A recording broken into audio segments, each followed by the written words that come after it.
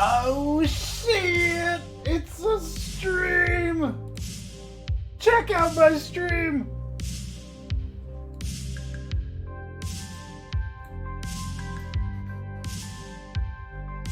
Oh yeah, I've got to fix YouTube, hold on.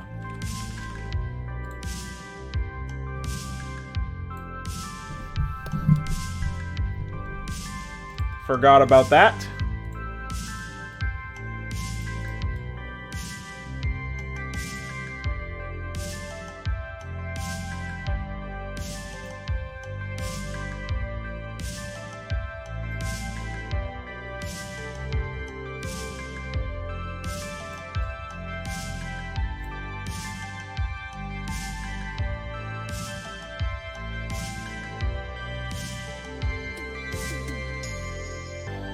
Bum, bum, bum.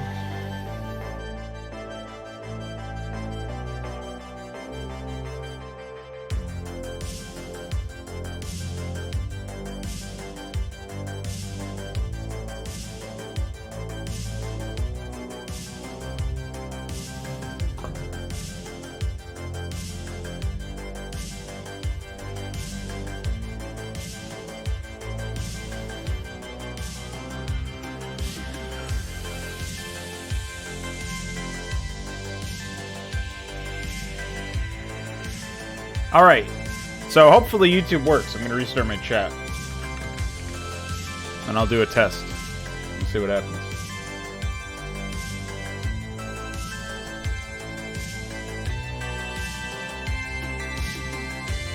Sorry, chat is closed? What does that mean? I've never seen that before in my life. Whoa! What does that mean? Chat is closed.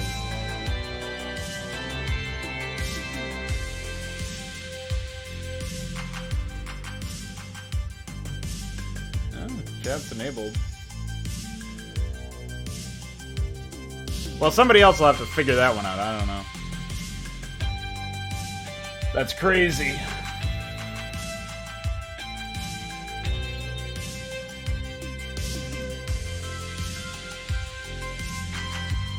Yeah, it says chat is disabled for this live stream. Why?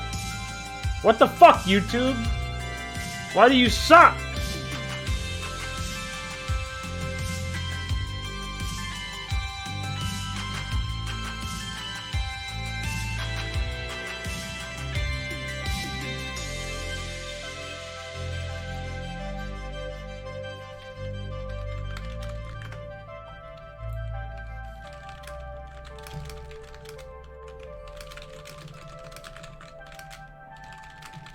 Hey, man.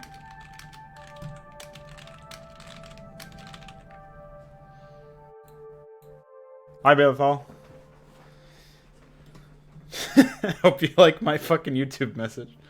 I can't figure out why YouTube won't work.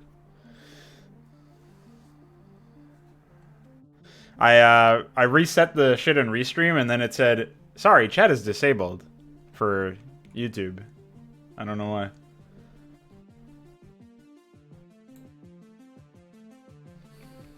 It might be a woman. You don't know what gender YouTube is. Alright, let me see what I actually need for this.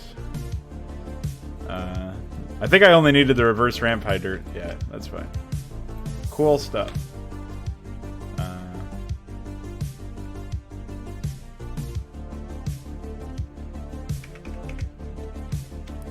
Wait.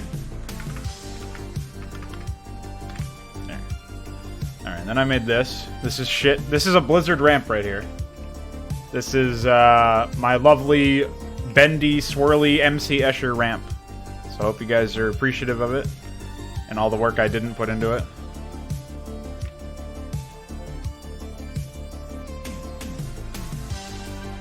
What the fuck? I want to be darker.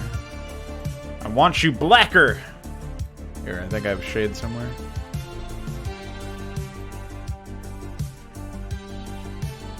Oh.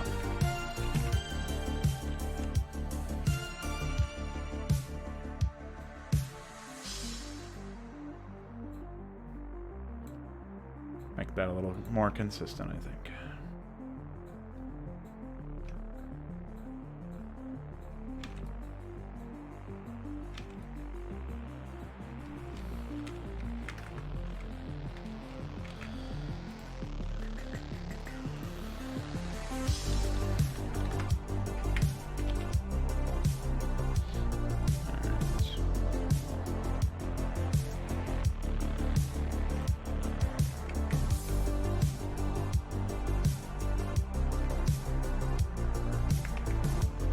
Oh, I think I had to remake the ruins, didn't I? Because they were fucked. Hold on. I don't remember what I remade those for, though. I remade those for the temple stairs, I think. It'll end up in a death camp, yeah. Nice to know. Wait, what? Oh, that's the wrong one. Oh, here we go. Exactly what I needed.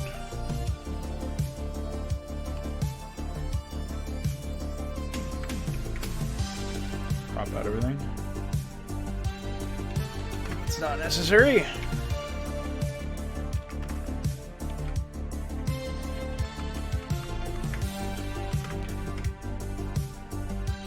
Yeah, can you believe how many companies are owned by China?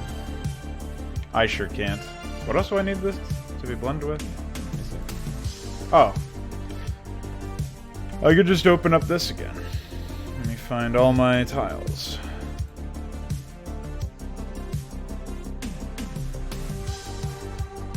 I think I don't have dirt yet, so...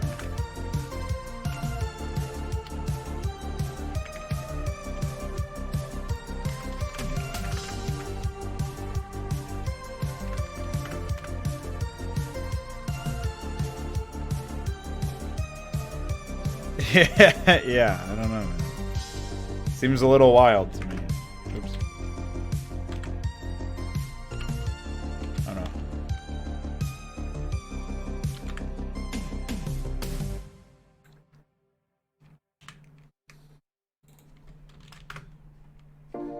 Man, I really suck at typing today.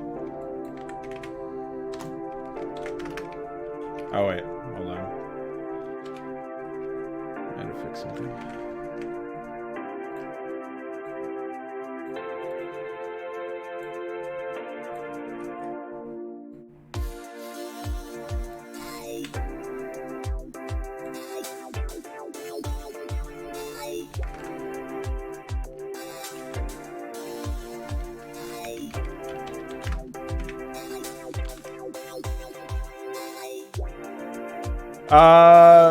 It's mostly short-term gain stuff, I would imagine.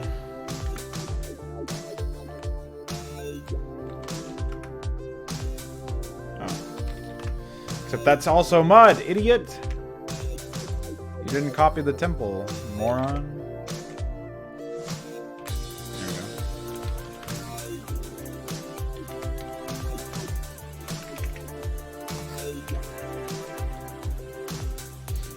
Oh, for Temple and Ruins, I'm gonna have to split them up a little bit different.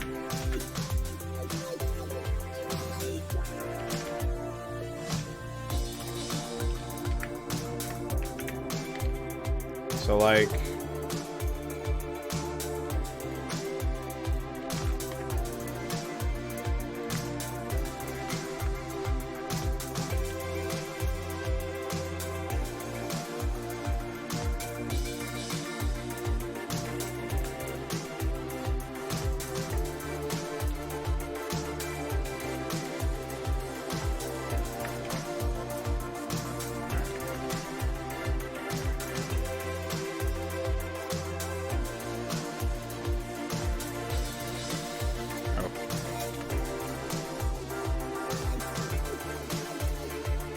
What the? Oh.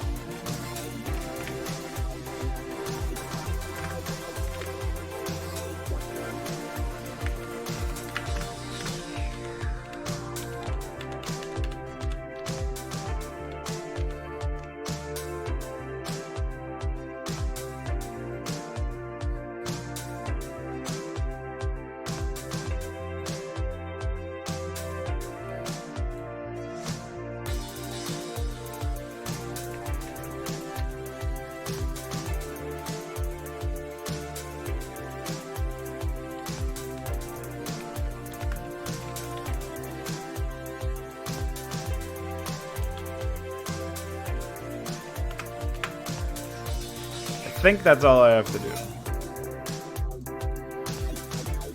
So we're gonna do...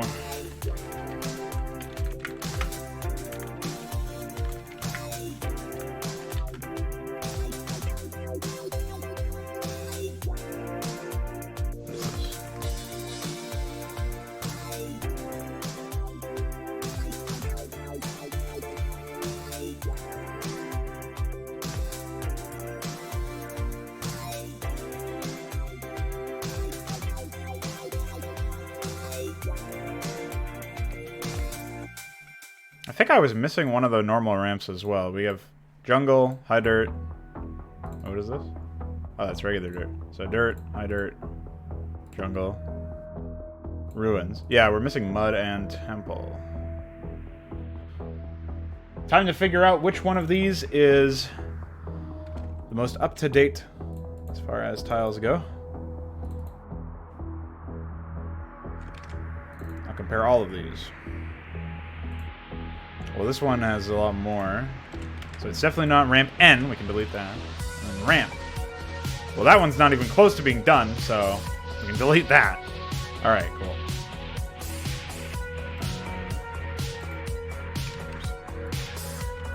Alright, so we need mud and temple.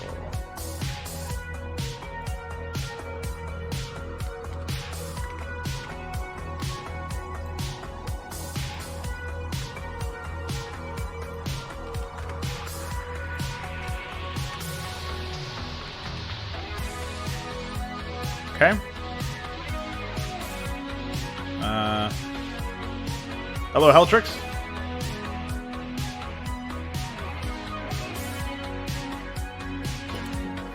I don't, yeah, as far as the China thing is concerned,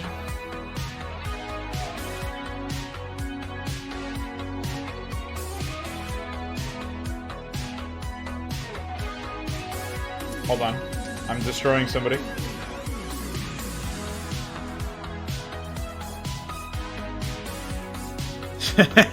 Okay.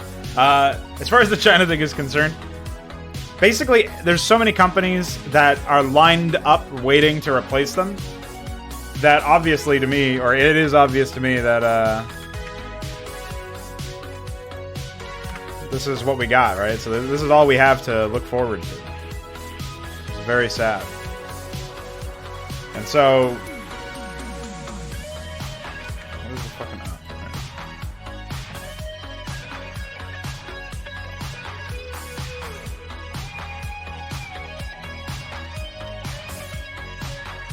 No. Because there's so many companies that are lined up, it definitely seems likely that they'll just end up getting replaced. So I wouldn't be surprised if that happens. But the issue is that these companies don't really give a shit about that. What they want is to ensure that they have money. And this is the easiest way for them to make money.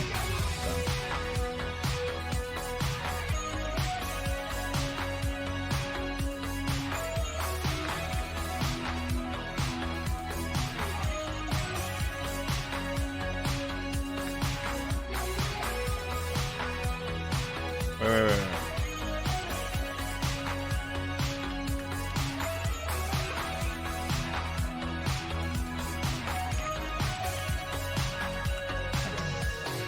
Excellent.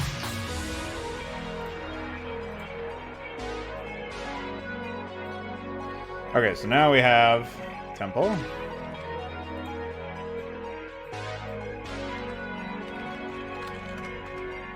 And mud.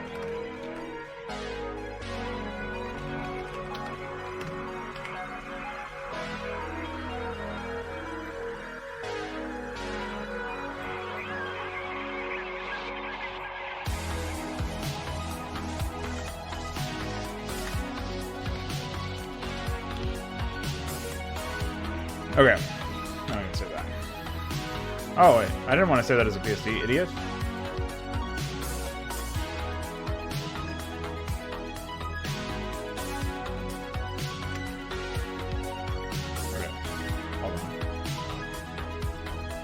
What palette file do sprites use? The game basic or unit. It might be called a few different things.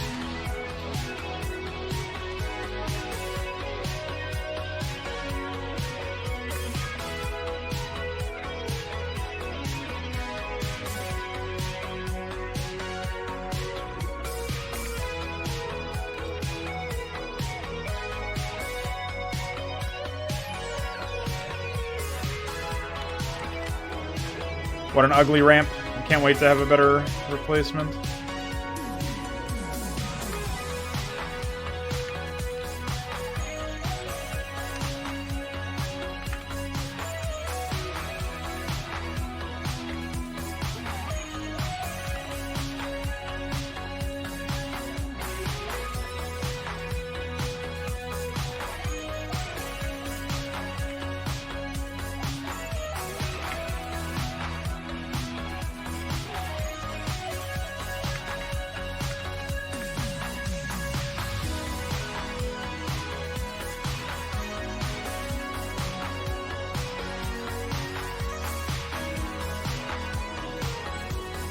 Oh yeah, I need to do that. And this is it.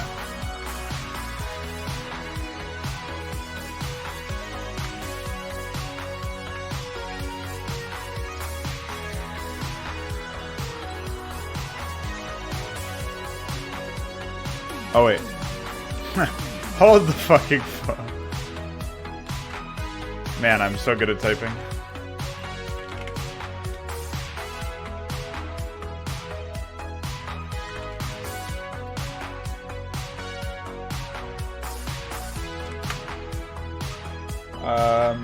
All of the all of the palettes should be available.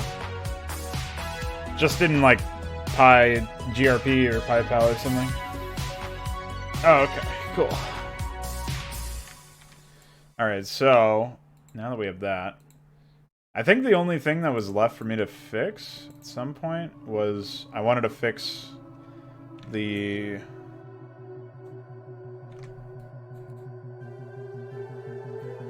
well, this shit down here. There's some other stuff that I have to do that are edge cases, but I don't think it'll matter too much.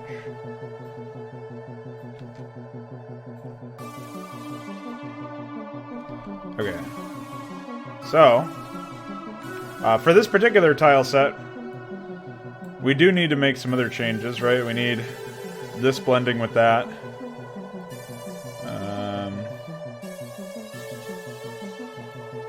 I need to import a high jungle version of the extended ramp. My high dirt extended ramp will come in handy here as well. I'm actually not sure what...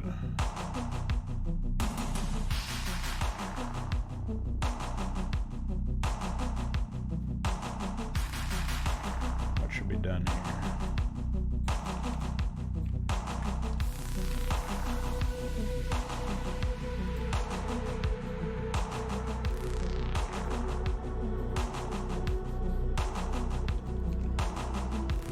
Exactly what I wanted to do.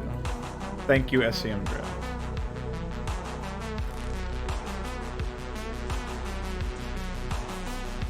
Oh, what's up, Veek? The YouTube chat is working.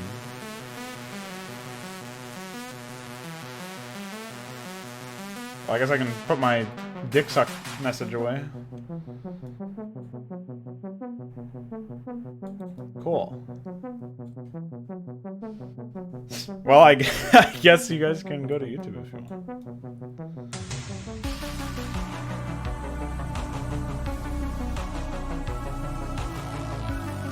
Dick unsuck. God damn it. The dick suck wasn't supposed to end like this.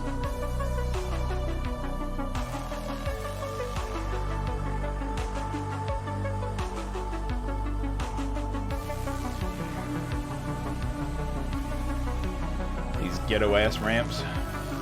I'll just make... you know what? I'll just program a new DF to work on ramps, because the old DF is working on models now. What do you guys think? That seems reasonable.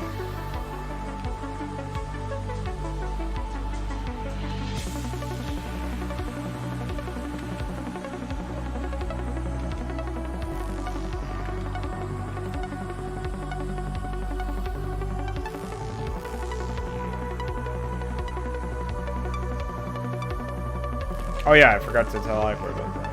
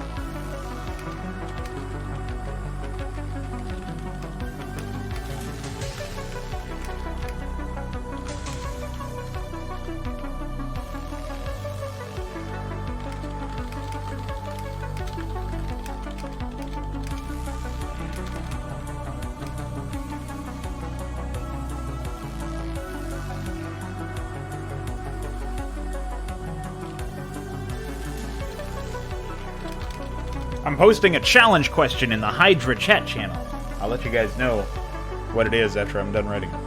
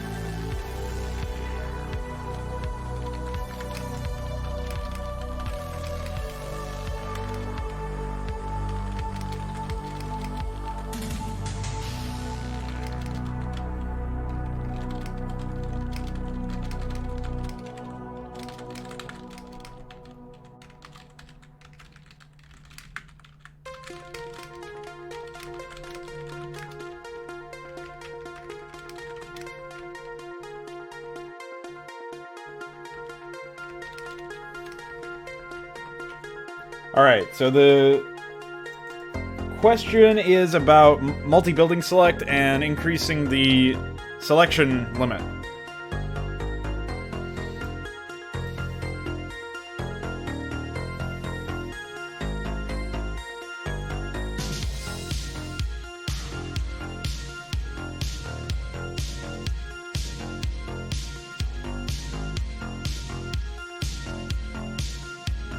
Trying to get yourself to use Photoshop more often, but the work seems to take twice as long. I haven't used multiple versions of Photoshop. I've only used this one, so I can only speak for this one. There's some irritating things about it, but it doesn't seem like the later versions fix the issues that I have. I think DF uses CS5 or CS4 or something, and it winds up being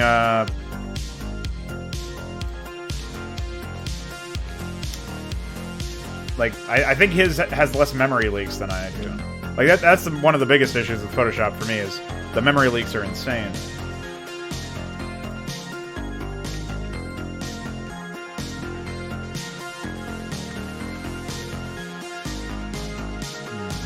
I kind of do want to allow defensive structure there.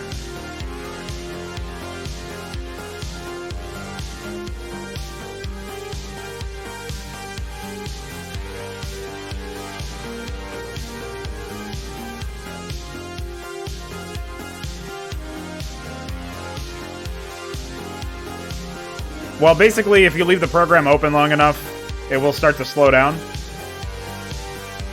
It's pretty annoying.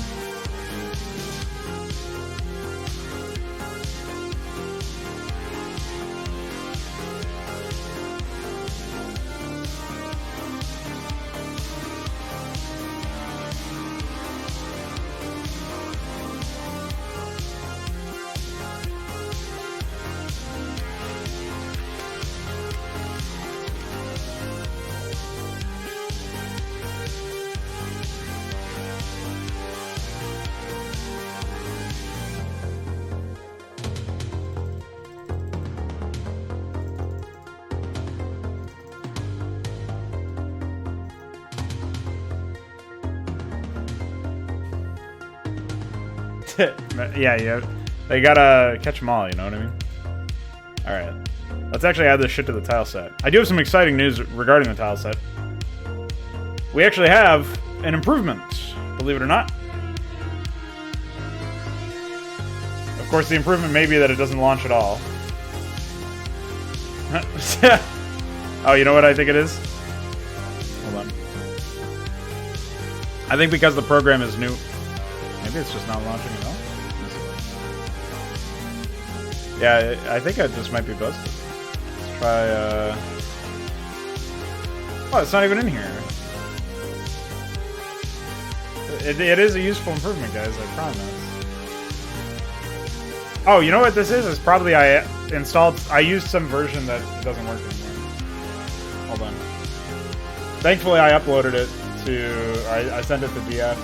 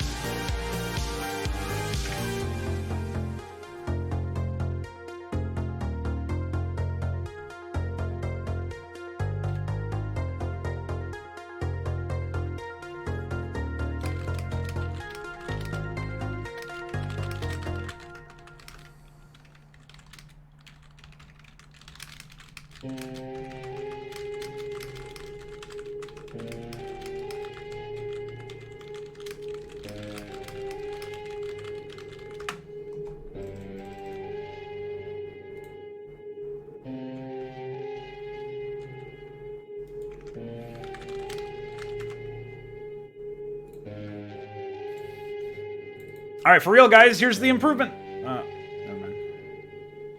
What the fuck? I don't get it. Oh wait, it's not this at all. It's he sent me a new libs file. I think he sent me a new tile set.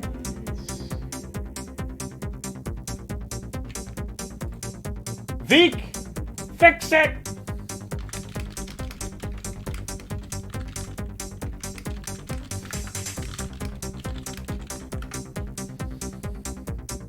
I guess I can grab it earlier, but I don't know what the most recent version is.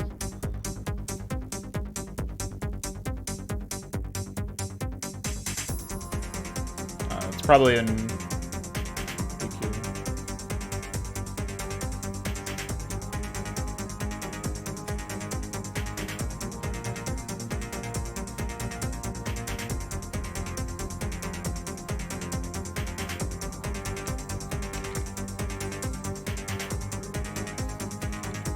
Holy fuck!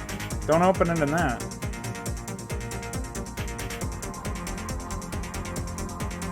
Well...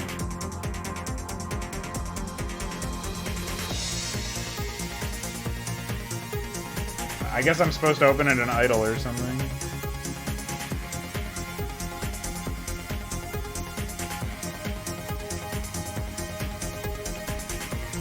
There we go. I must have been editing the wrong one.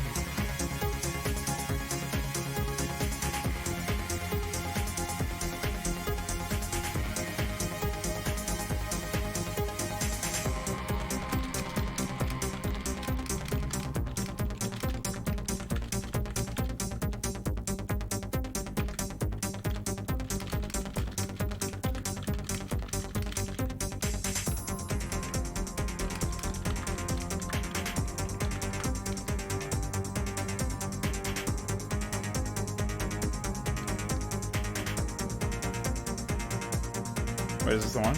Alright. Alright, guys. Improvement time. Are you guys ready for this improvement? Here we go. Wow. Holy shit. It works. Oh. Oh. Oh. Oh. Oh.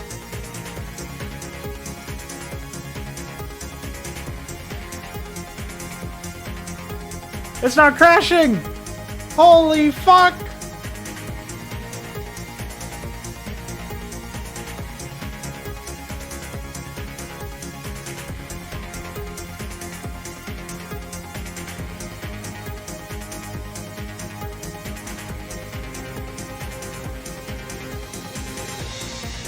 Talk about useful improvements.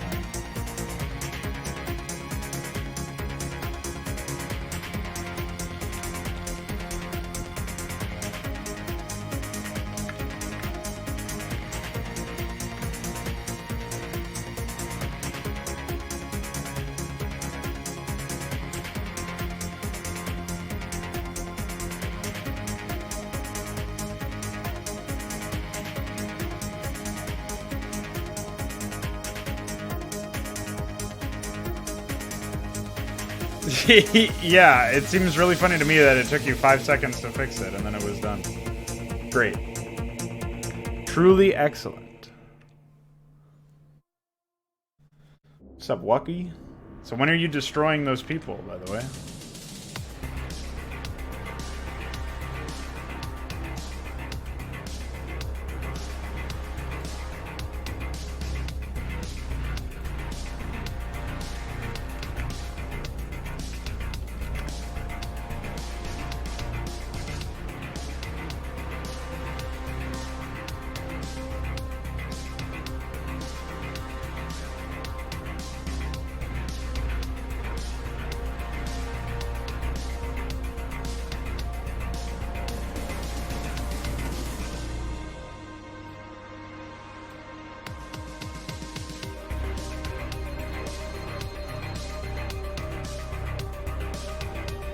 Do you have like a write-up prepared? Have you done some research? Have you exposed these people for who they really are? Bunch of degenerate cucks. Where am I? I'm in the wrong tile set, motherfucker. What's up, Waker Wonder? How are you?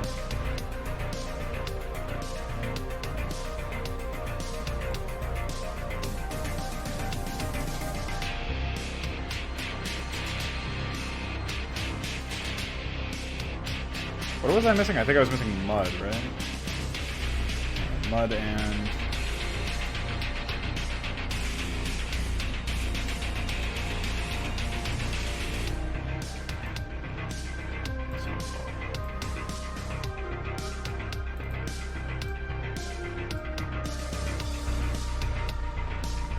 There's not really a lot going... Hey! Hey, it still crashes! What the fuck? Veek! You fraud! Well, it's not really a crash, it's a freeze. It seems like something is breaking when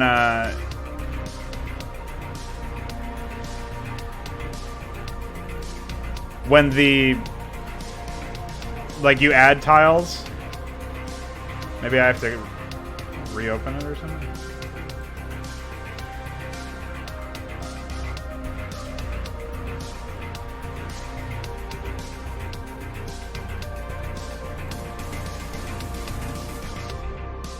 I mean, I can just not add them, right? Oh,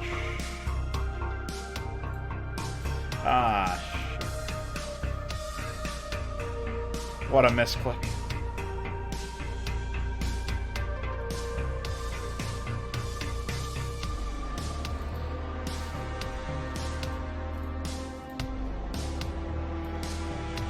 Yeah, I would just annihilate them, so... I wish you luck in that. It's a worthy endeavor. Sure.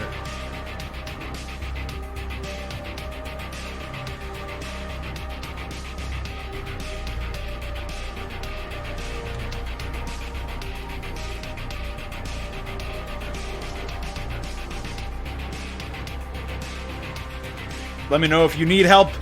Fucking reacting punch emoji. I can do that really well. React it straight to their faces.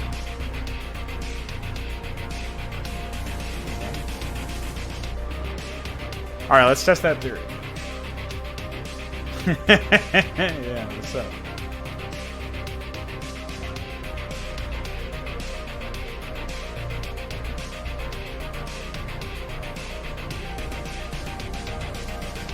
Yeah, it seems like it didn't do it this time.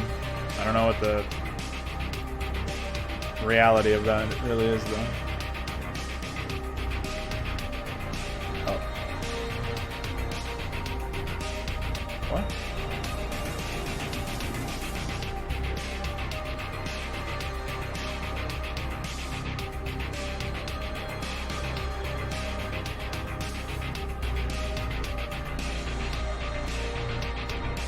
What?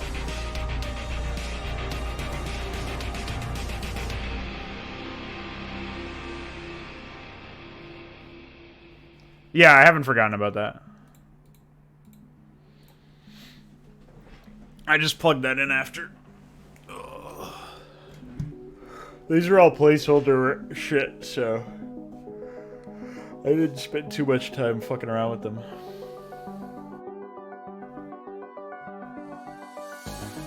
Well, you have the plane tickets already paid for in advance. So you can just go and punch them. Like, it is possible. So why can't I do this? Oh, was I exporting? No, I thought I was importing. Yeah. What the fuck? What does that even mean? Hold on, let me try the sample. Wait, where is it? This is mud. Oh, here's temple.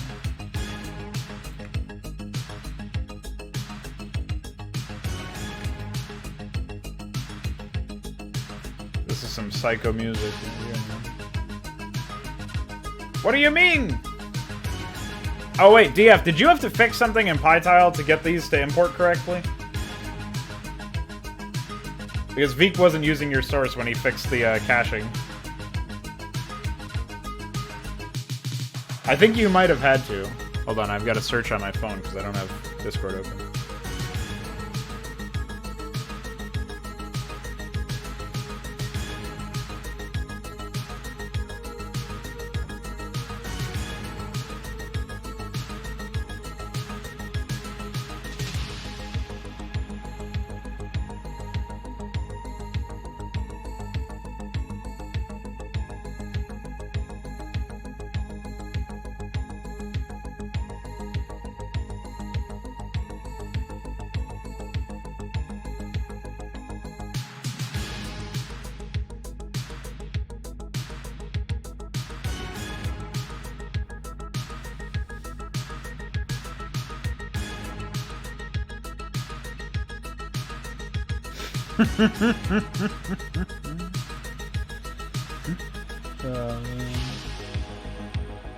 I had to send him the...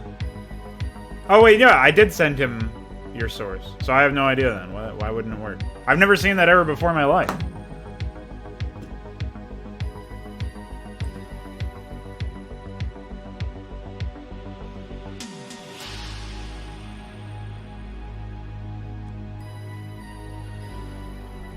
What the fuck could that even be? I guess I could try exporting again. Excuse me. Means I have to scroll up.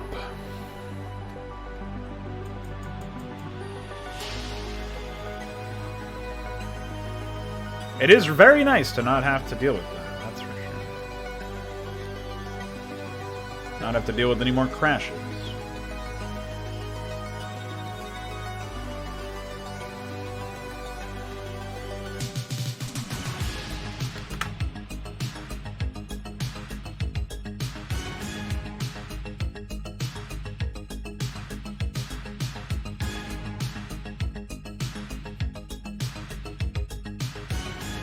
No, it just crashes sometimes initializing this.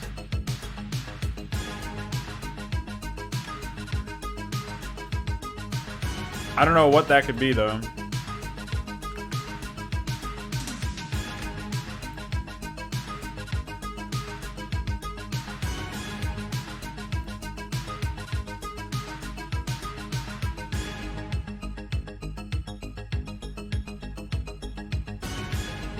Beyond utter incompetence. And it's not like there's a lot of tools for us to sit here and analyze it either. So.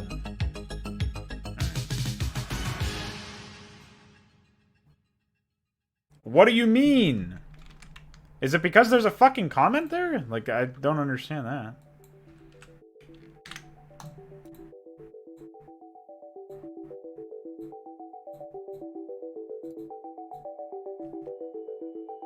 Unknown line format. Well, hold on. I'll just compare these to my other files. Yeah, they also have the same thing. I mean, what's different about these?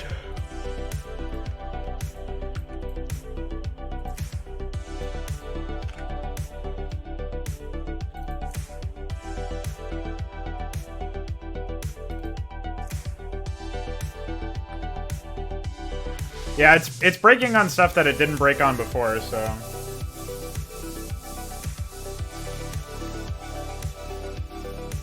There must be something in the file itself. Did you have to edit tilesets.py, Dia? Or did you just have to edit PyTile? I'll go looking through my phone for some more evidence.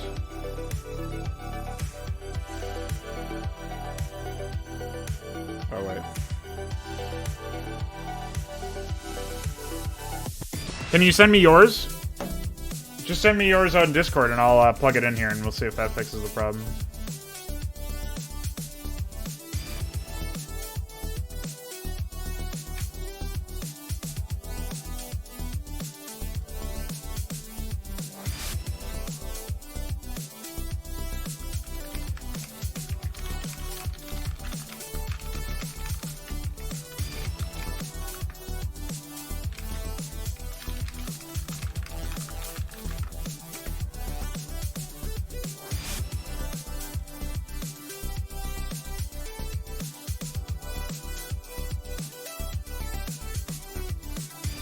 Thanks.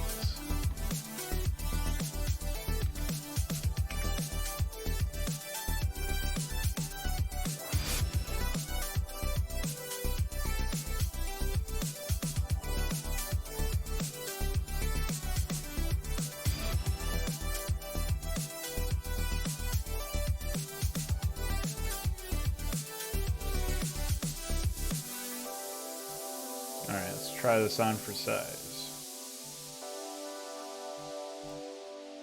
Oh, wait. God damn it, I need to, I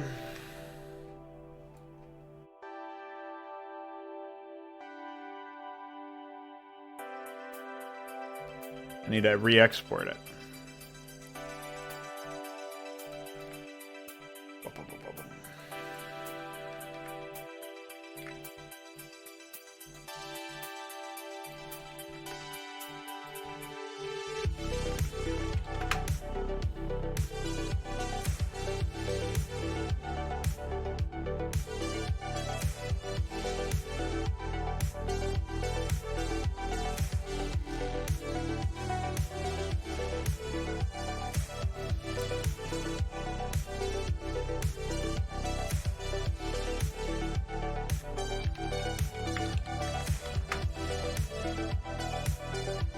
Ah.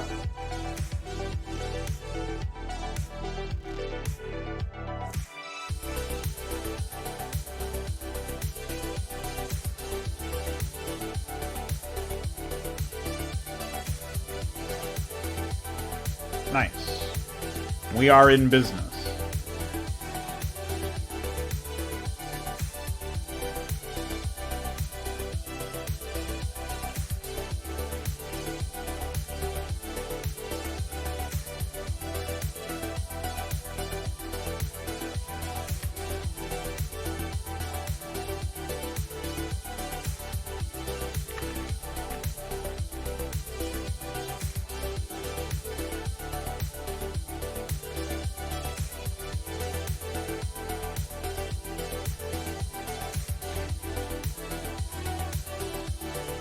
Oh wait, I'm exporting again. Whoops.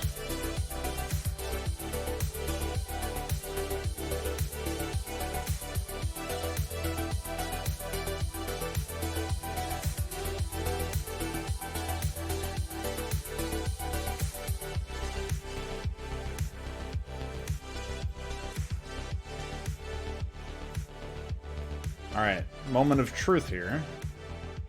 Let's take a look. Nice.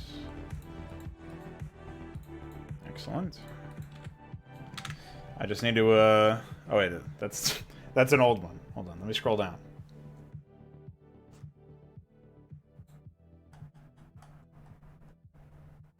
Okay. Cool.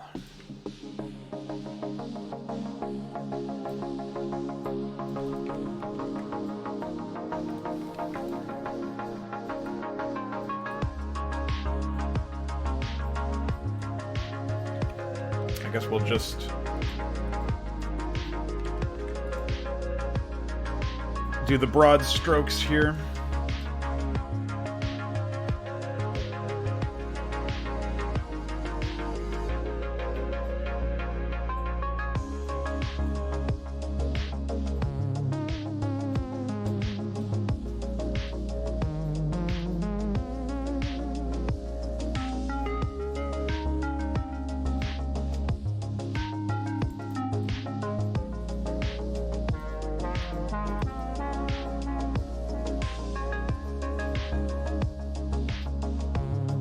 I really wish there was a way to flip these automatically instead of having to, you know, do it manually every time.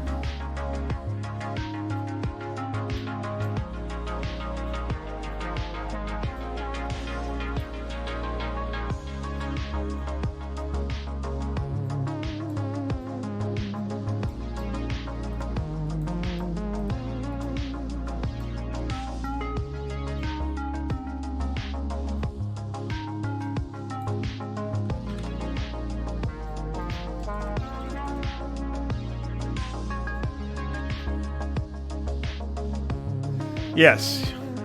Prophecy for Todd. Officer Captain Merrick. For some reason, Merrick seems like an alternate ego to Duran. You know what I mean? Some know me as Duran, others as Neyrud. My true identity has yet to be revealed. I am Merrick.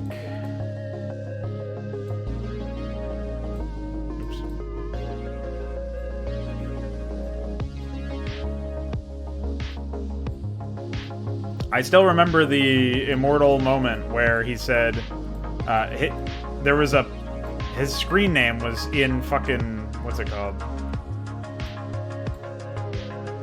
HOTS.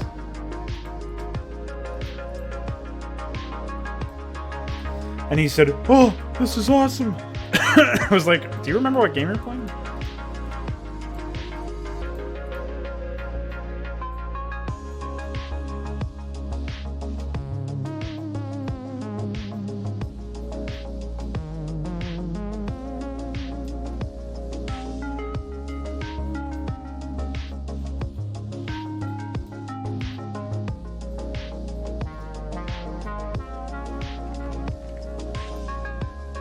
Some very funny moments.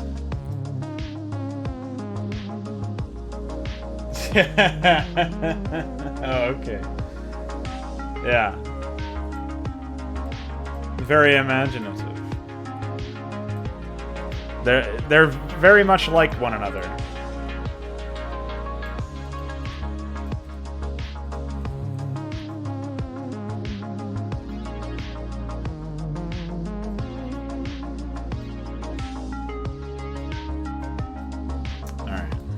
So we've done the high version, right? 420.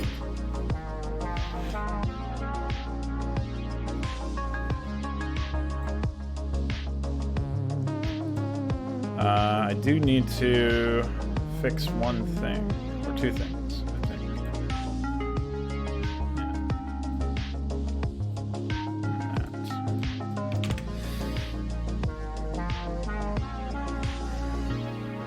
Oh yeah, I've also got to mark all of these as... Oh, sorry, mark all of these as unbuildable.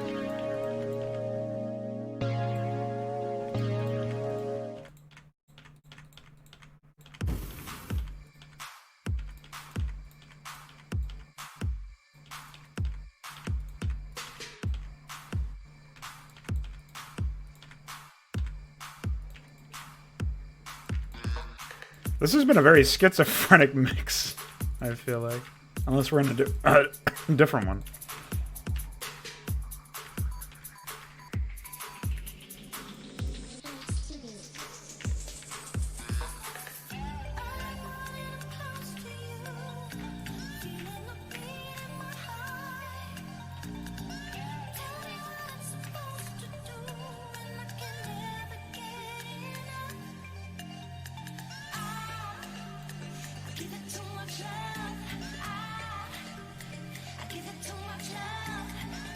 Oh yeah, we are in a different one now.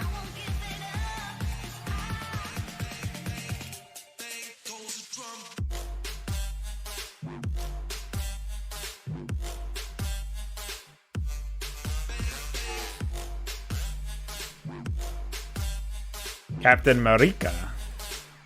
What are you trying to say, huh? You trying to call my boy Mark heterosexual woman?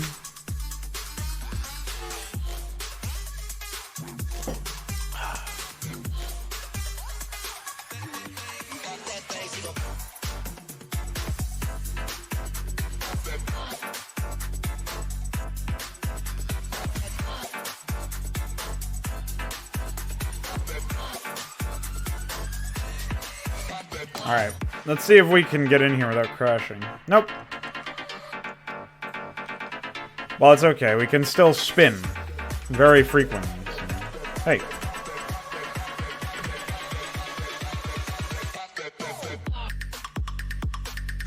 Dude, what the fuck are we listening to?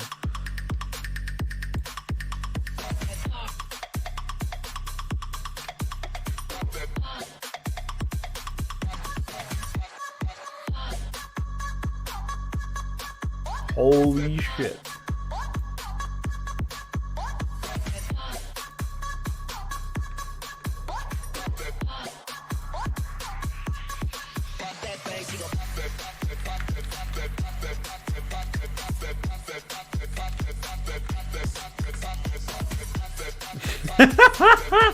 Dude, I kind of like this. I'm not gonna lie. It's pretty out there.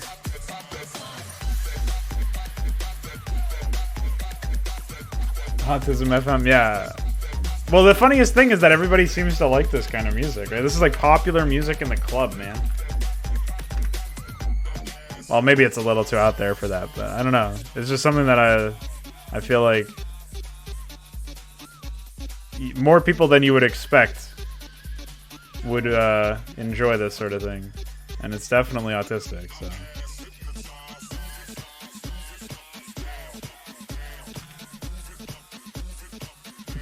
No, you can't blink spin.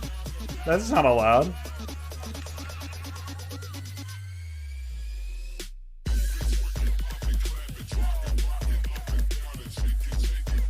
Yeah, no kidding. Well, the thing is, like, I never would have expected it to go from, like, a very hyper-generic set of, music or whatever to this. You know what I mean? Like, this is kind of crazy, man.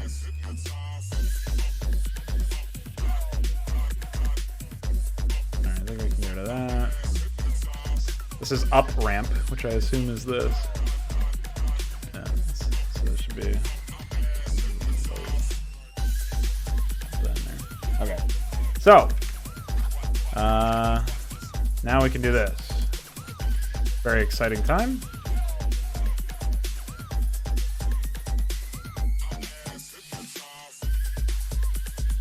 Oh. Holy shit. I'm far away.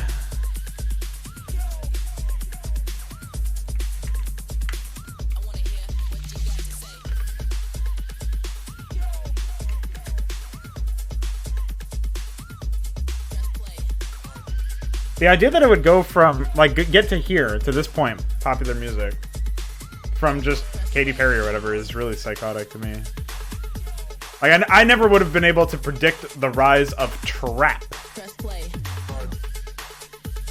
Never would have been able to do that. Alright, so what do we need? Oh, I needed to re-import the jungle for the stuff.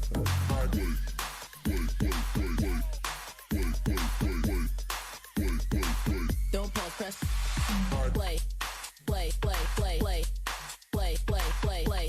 Help. Play, play, play. Don't pause, press play, play, play, play, play, play, play, play, play, play, play, play. Don't pause, What press the play. fuck?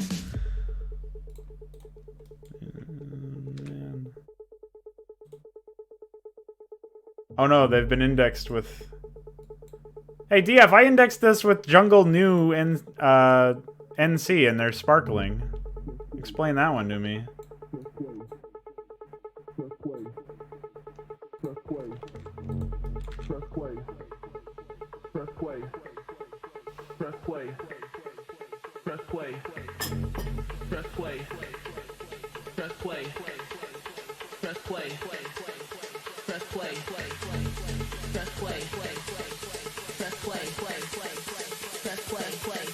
Don't pause, press play, play, play, play, play, play, play, play, play, play, play, play. Don't pause, press play. Holy Sparkle Town! Play, play, play, play, play, play, play, play.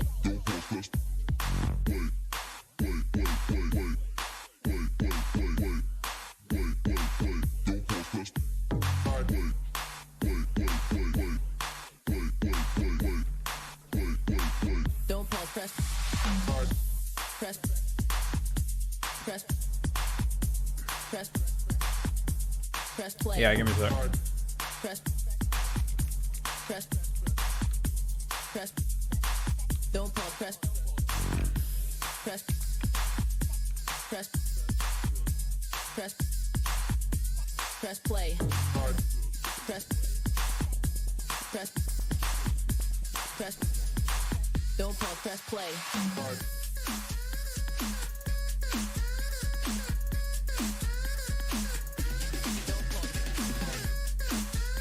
Oh, okay. I guess I'll have to send you the other BMP though.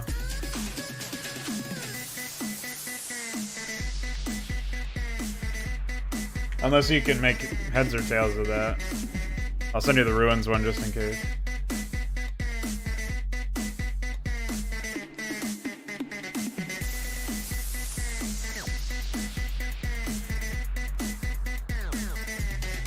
It doesn't really matter that much because it's not like I can preview these in game anyway for a while. So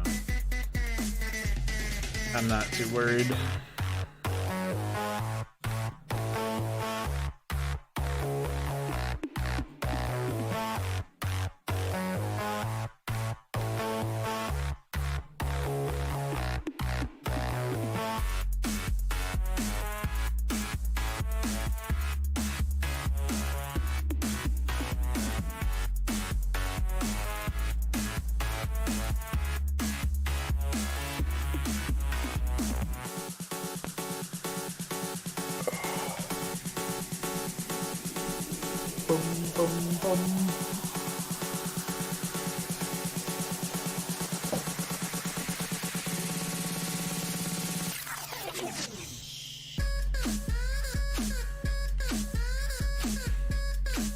What an insanity.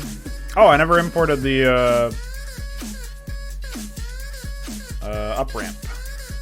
The Hydra up ramp that I have.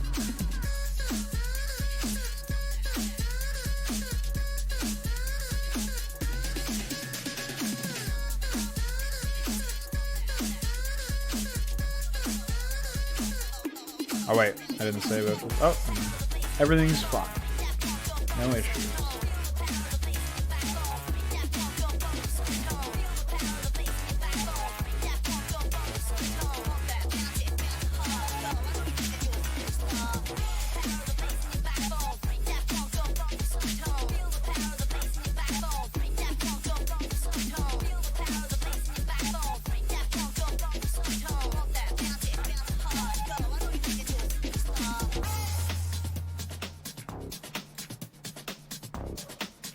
Oh yeah, I never actually corrected the flags, it looks like. What's up, Nettis Galvanaskis? How are ya?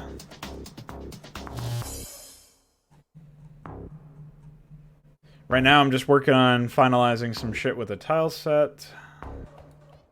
What am I missing? Oh, I need to find an up ramp that's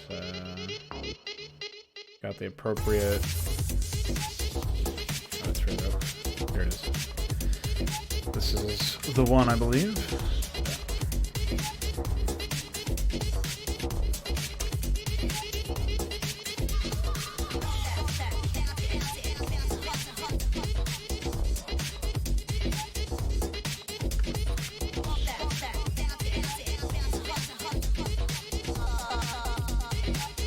I think most of this music was actually made a long time ago, so that's the most confusing part about this.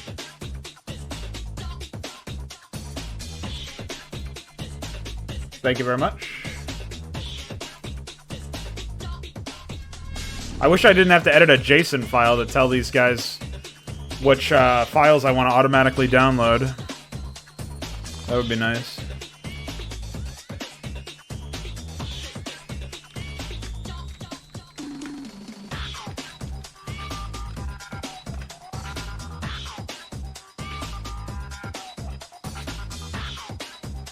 Alright. I can just bring this down.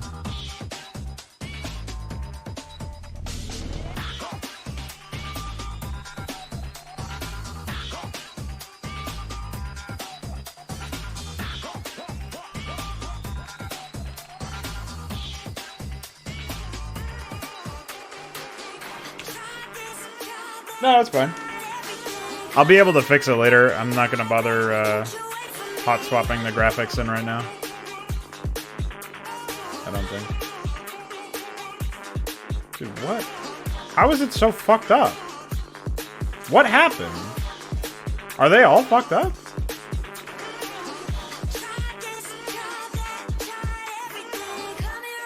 No, it's fine. Oh, I didn't appropriately black off some of these. That would be why. Oh, I guess I will be re-indexing this one.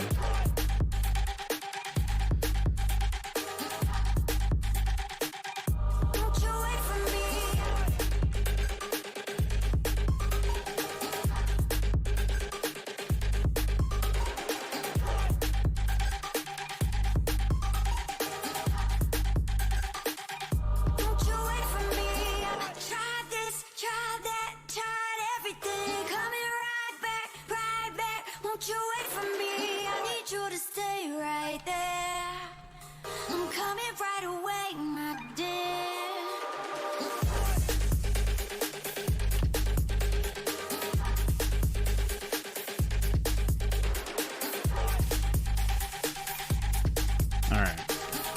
That should fix it. Oh wait, hold on.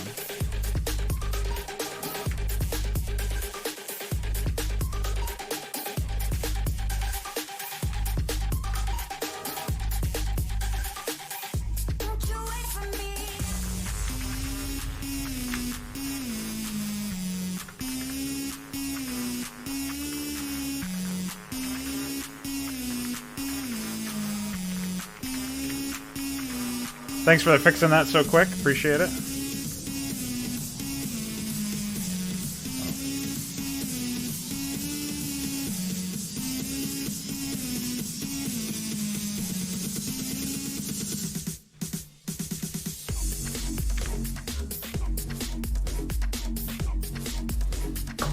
Some really sick stuff here, man. Let's hope it doesn't crash. Don't crash on me. Thank you. Very nice.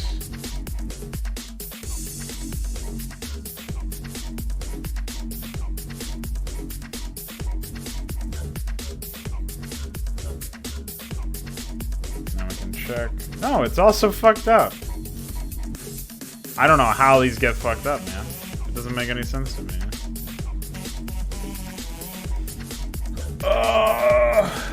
How?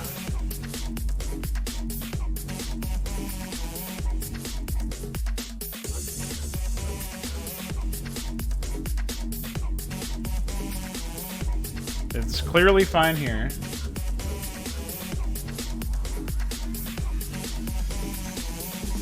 Hey, Raw Flesh, how are you?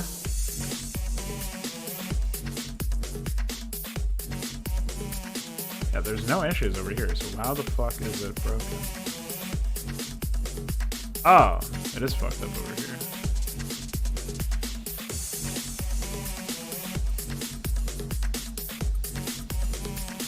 Okay. So what we need to do is we need to grab it from this, then.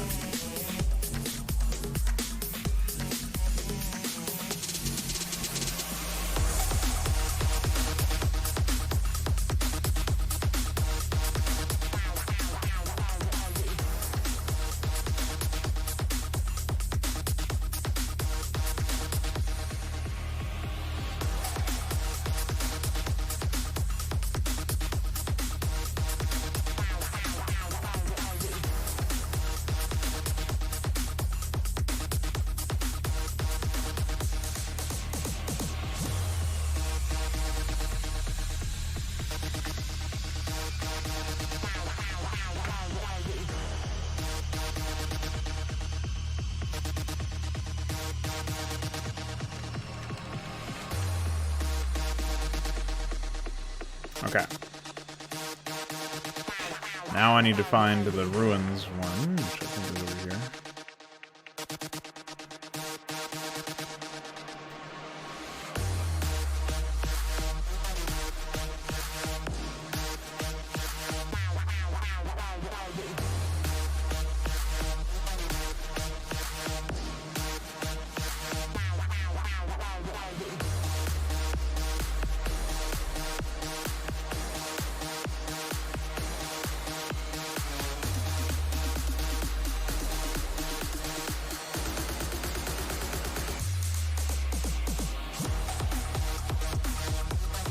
Okay, now here we are with the high dirt.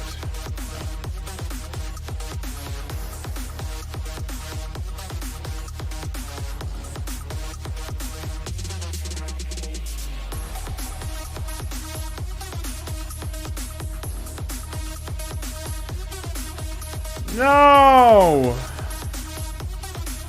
What the fuck?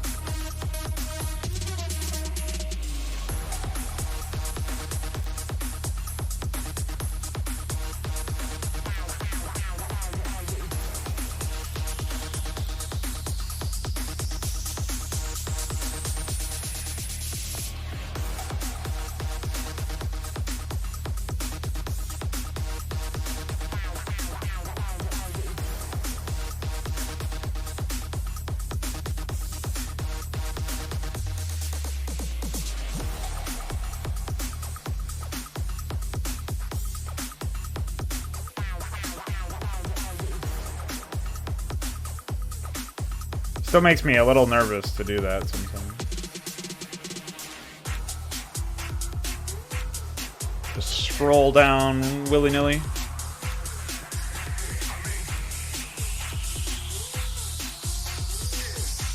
Alright. Excellent.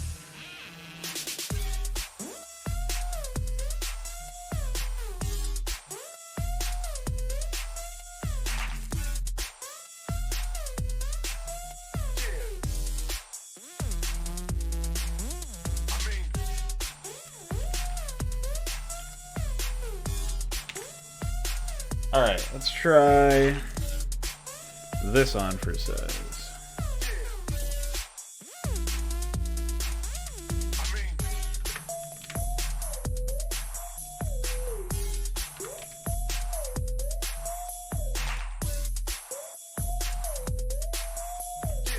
Tada emoji.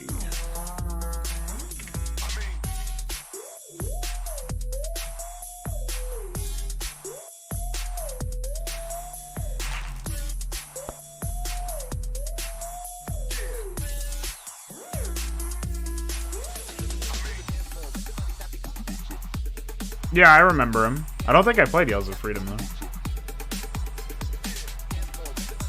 I might have to give them a run at some point.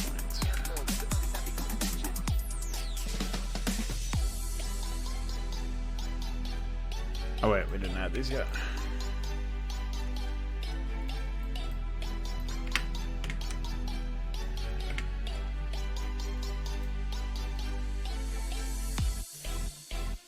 Yeah, seems like that. Also, hi, UED Commander. How are you, ED?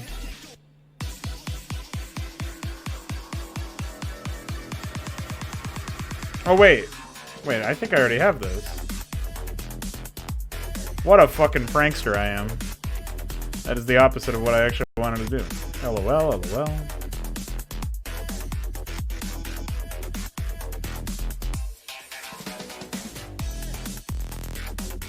Let's try this one.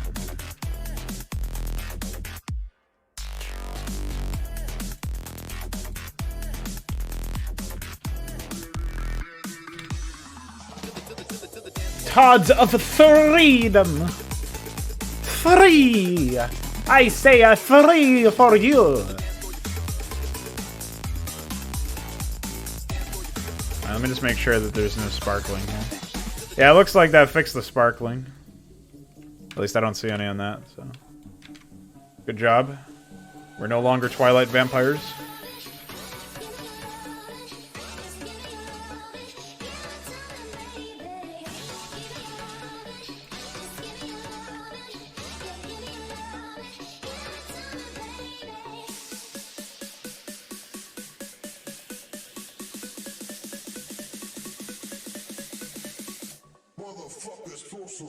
Oh, shit.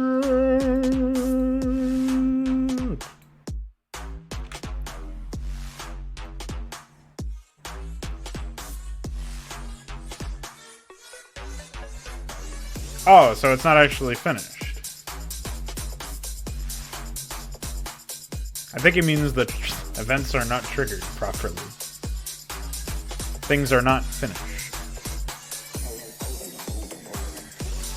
Hey, Veek, maybe for your next objective after you fix whatever the hell is still breaking in PyTile. Well, I guess we also wanted you to fix the PyGRP issues. But beyond that, it would be really spectacular if PyMPQ didn't fucking crash every time you try to add a file to something, and instead popped up saying file, you know, empty queue is in use. Like if, you know, exe is running or SEM draft is loaded with the profile active, stuff like that. Would be nice. So ridiculous.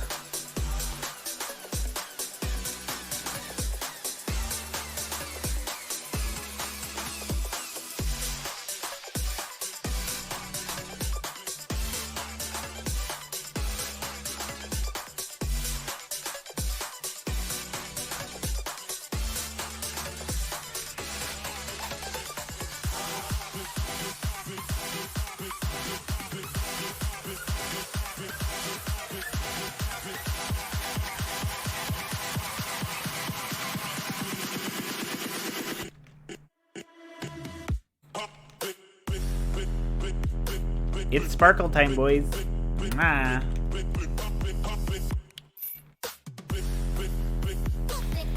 I didn't even know that happened.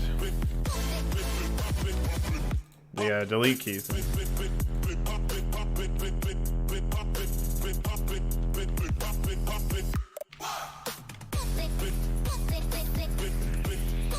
It just does nothing for me.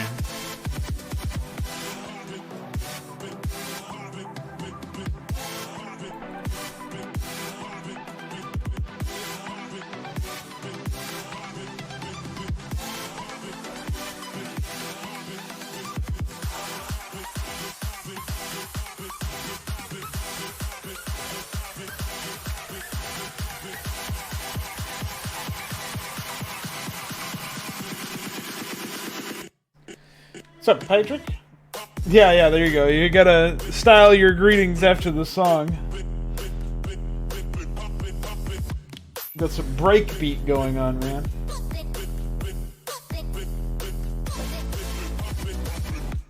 Oh, when renaming entries.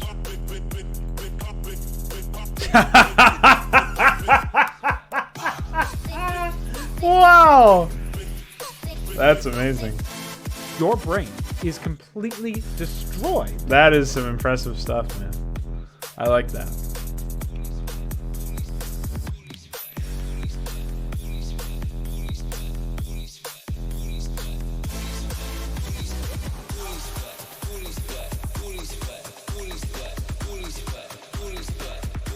Dude, check out this Russian guy.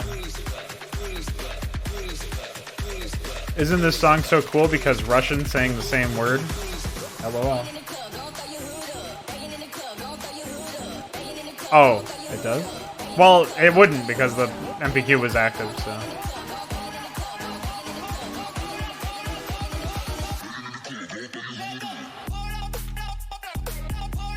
Dude, this is some real sick music, man. I've never heard such a collection of impressively sick songs. Back to back. I prefer my psycho EDM to this, though. Like, if I was gonna subject you guys to something like this, I feel like that should be it. More than any of this stuff.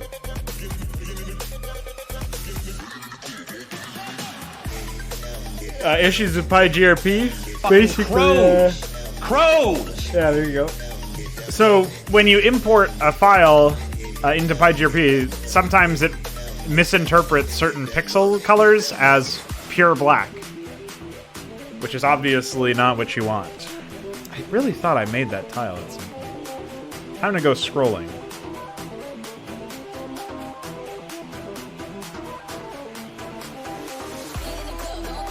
No, it's not there. It would be up here somewhere. Oh, yeah.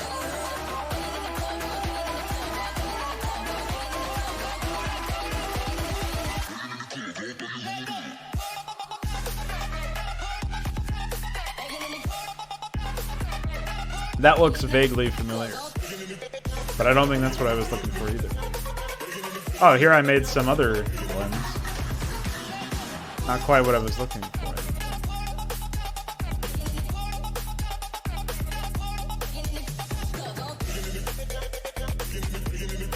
Dude, what the fuck?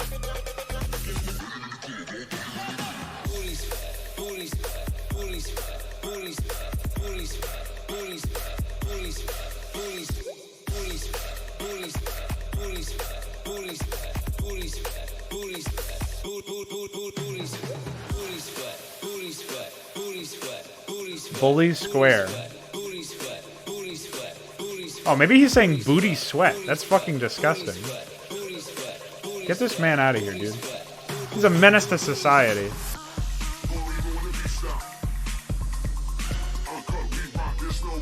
This sounds like degeneracy. Absolutely, man. It is degeneracy. I'm pretty sure, anyway. This is some good music.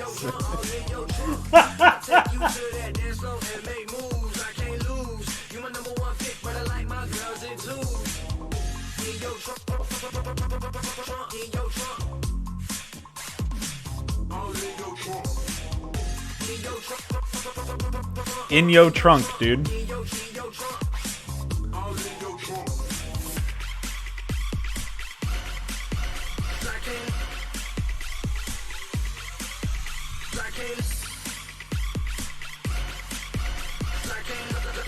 It would probably be Alex Jones if it was anybody. If I had to guess, anyway.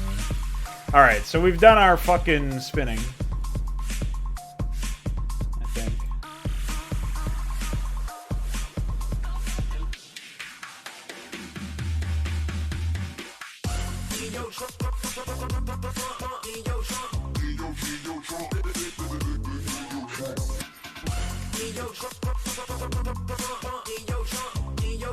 Flesh is a design flaw. Dude, there's some design flaws happening here.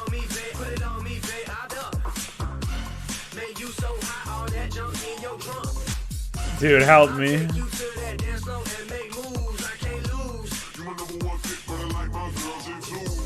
I actually... This music I would never listen to if I were by myself.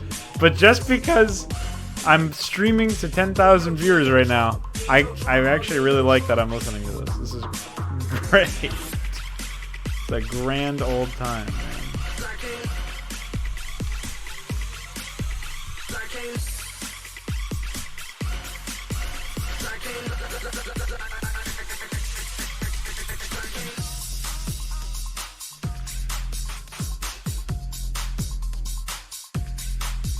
Oh yeah? My chat says 10, idiot. That's 10,000. So get destroyed. You can't just ignore all of my Twitch and Mixer viewers.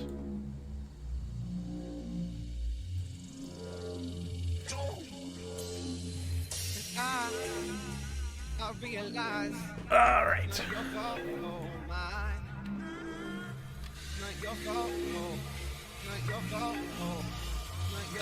I really like this base area, but I also think it's probably too troll to put in here.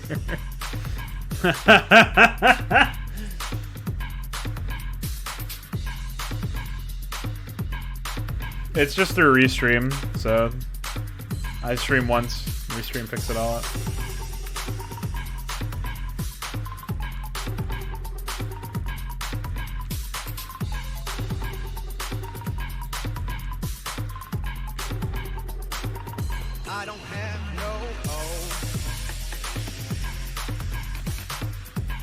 There's no way you can even fit anything on here, though. I'd have to delete, like, all... Oh, wait. I have to delete this? And then you still couldn't do it.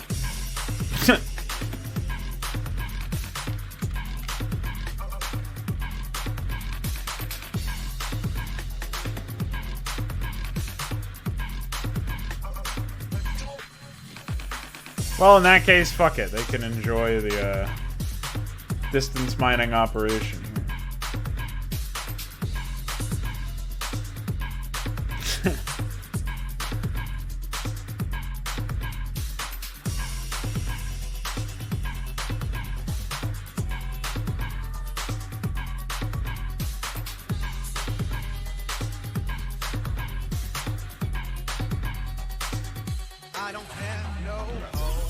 So I'm kind of torn on whether or not I want to continue working on the level design or work on some AI. But I think the level design is probably where we need to focus. What I want to do is try and make something a bit more interesting out of this temple area and the high mud area over here, because those are very much unfinished areas.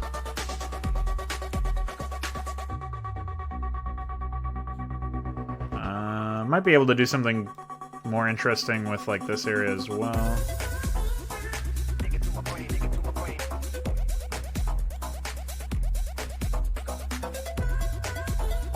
Never mind, I just need to eat something.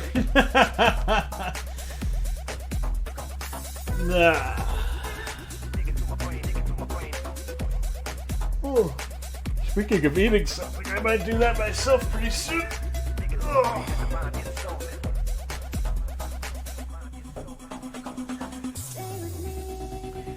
For those of you guys who missed it yesterday, while I was sitting here playing some Counter-Strike, I was fine. I was playing that on stream for Fraud Night, the game night.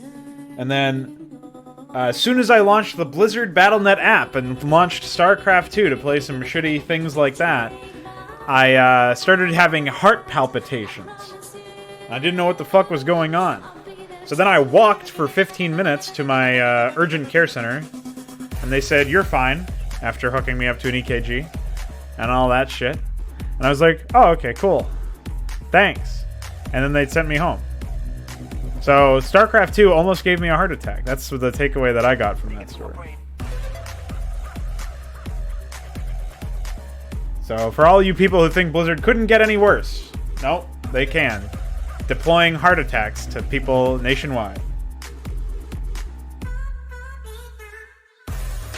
Three-way co-op campaign until you die comes through. It would actually kill me.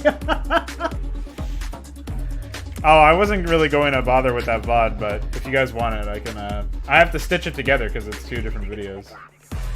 And the way to do that is kind of dumb. I have to download it from Twitch, and then, index it. Do they actually allow you to download straight from Twitch anymore?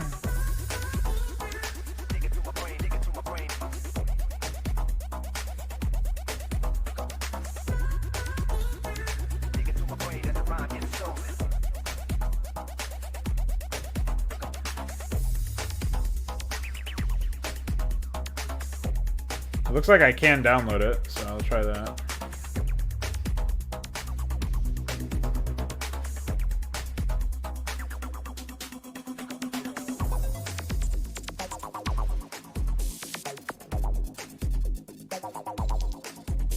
Walks are good for heart attacks. It was weird. I only ever had it when I was like sitting still or standing up still for a really long period of time. And then I would, like, whenever I was walking, it was fine. And then I was better, but not completely over it when I was at the urgent care center. And then they were like, yeah, you should probably just eat something. I was like, oh, okay. Yeah. Now you guys know why I uninstalled Remastered. Well, I'm downloading the VODs anyway. We'll see if see when that ends up happening. I'll stitch them together and upload them.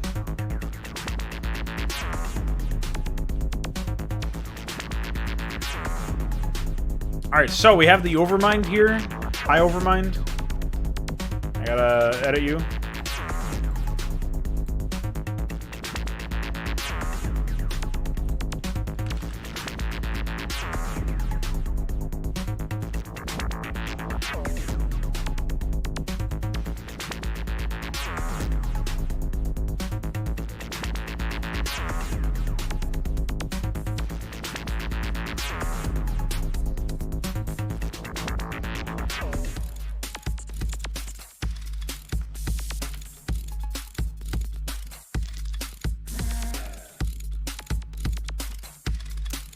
I don't know if it should really have 5,000 health.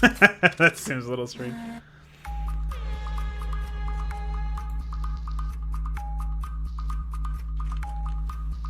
I'm gonna have to make it produce larvae as well.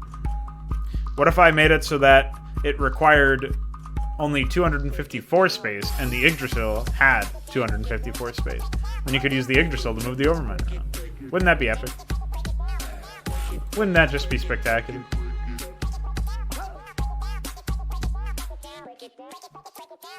Alright, this music is really destroying.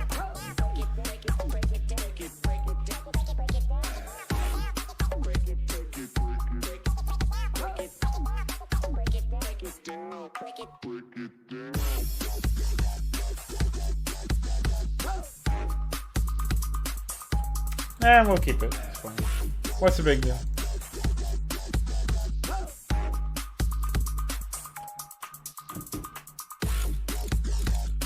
Anybody who missed it, I asked a question about increasing the selection limit and allowing some multi-building select from between 4 and 6 buildings. And that's over in the Hydra chat channel on my Discord if you want to pop in and give your 2 cents. Or you can do it here.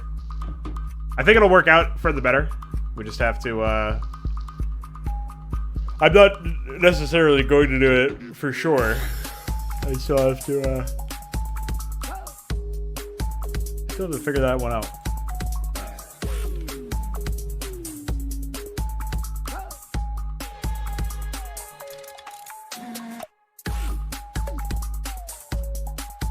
Could I make units be mineable? Yeah. I don't know how that would work, but...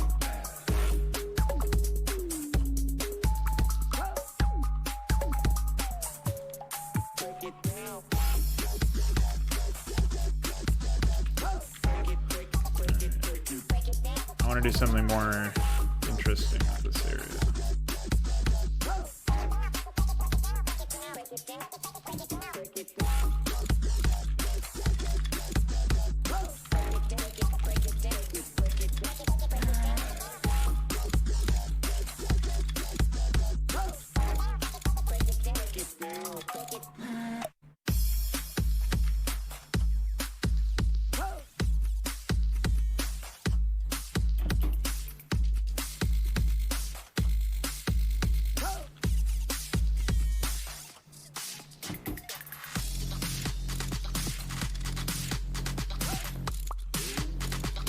Say what you want about the music itself, this guy knows how to move between the tracks at least. That's pretty cool.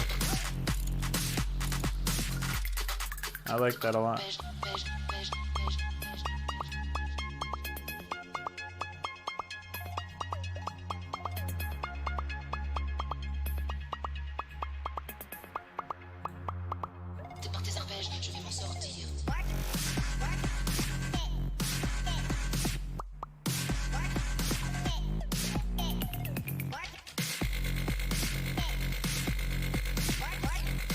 Dude, what an insane set of instruments.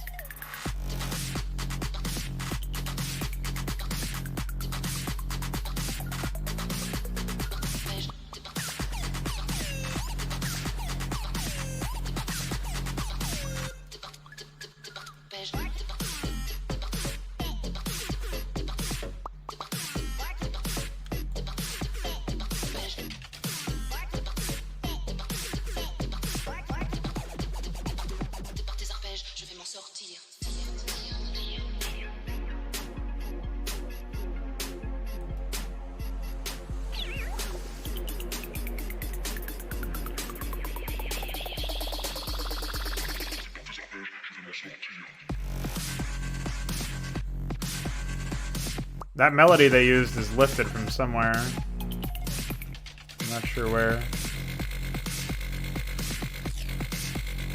But it's like a super famous song, so...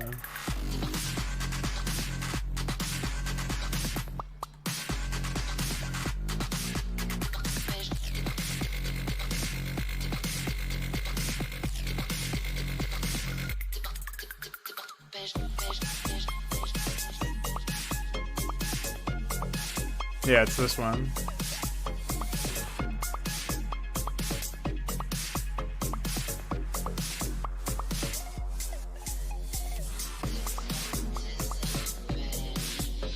Where the fuck is the... Did I scroll past it? I must have. Yeah.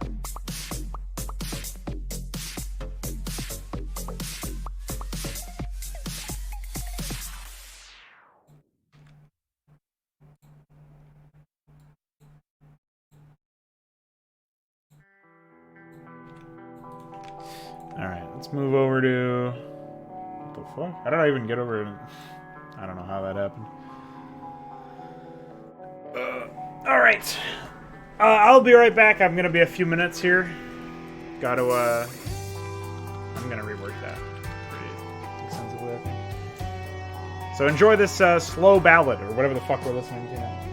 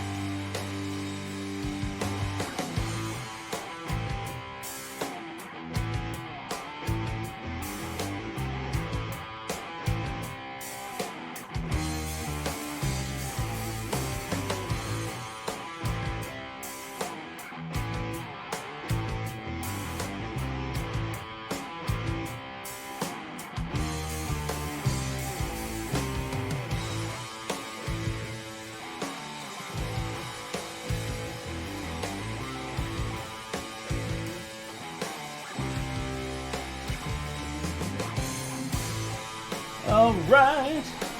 Hello, my friends. We're back.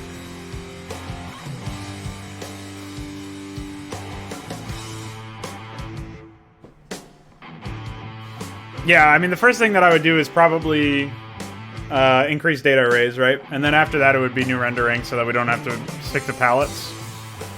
And then it would be unlimiting... I'd probably rework how the terrain works so that we could actually paint isometric tiles for everything.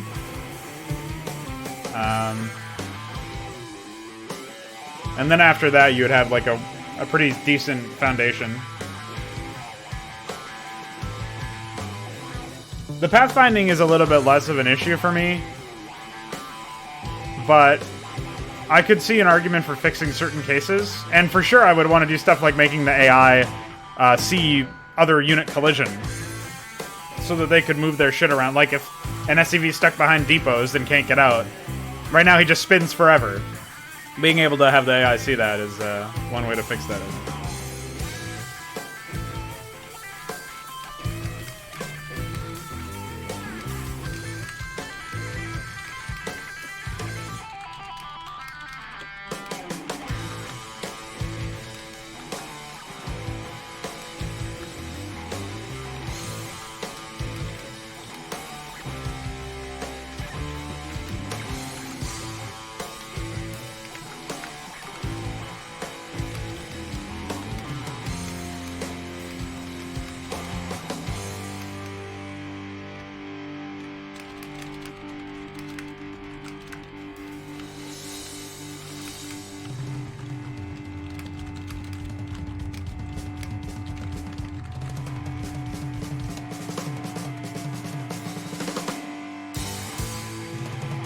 They're not legally able to deploy it because of the fact that it includes source code for middleware that they used for rendering and stuff. Certainly nobody at the company would be willing to give away the remastered one. But...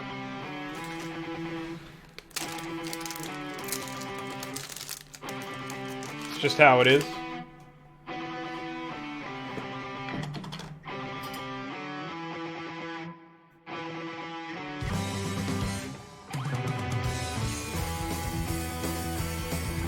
Eventually we'll make our own engine and it'll be way better.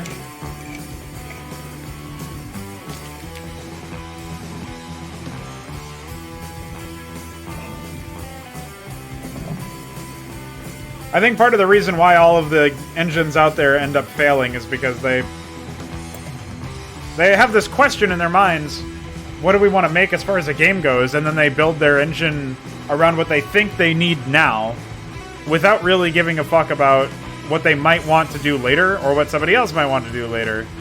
So... yeah. I mean, we'll see.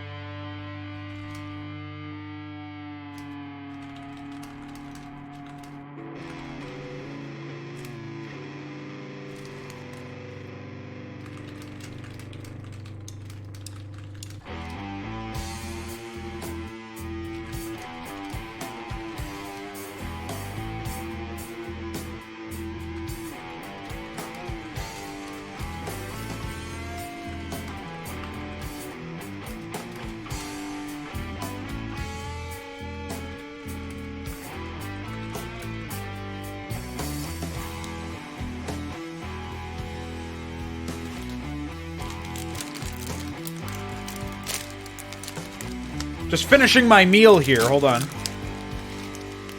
I'll get back to doing what I do best. And I don't mean shitposting. Why is there chromatic aberration on that? Do you mean the creep? That's just because we're in the... The creep is set to transparent when you're not in the unit layer.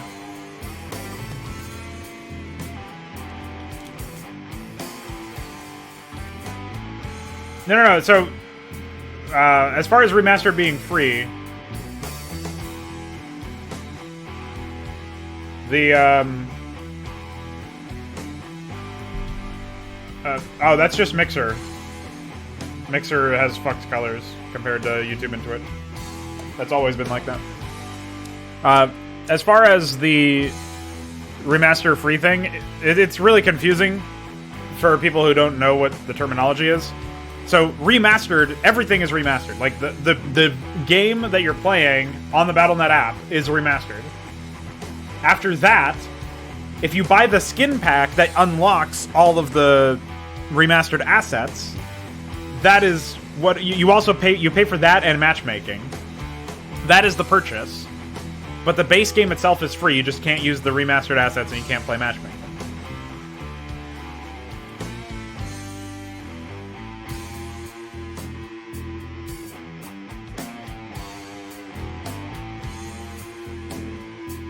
I don't know, iCup's always been free.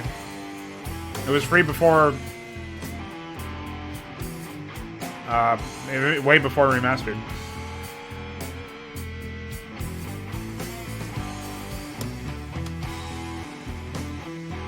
Yeah, iCup is a completely different version of the game. Remastered is not compatible with iCup.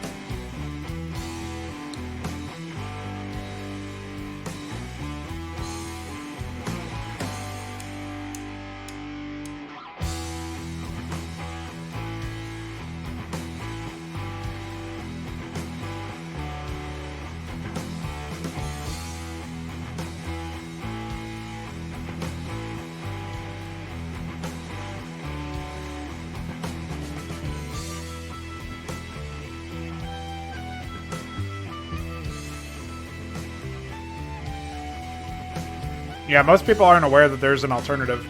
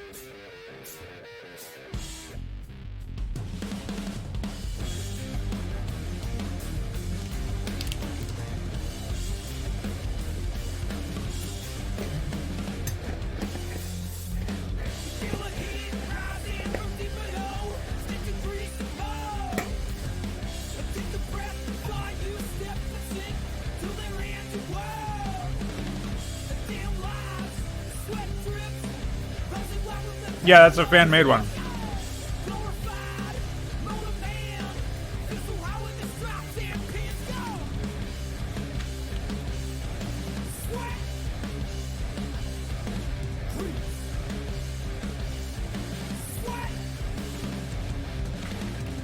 I think a lot of people actually like the new assets, for one, which is psychotic, I know, but... Beyond that, most people are just casual fans. They just want to play whatever's...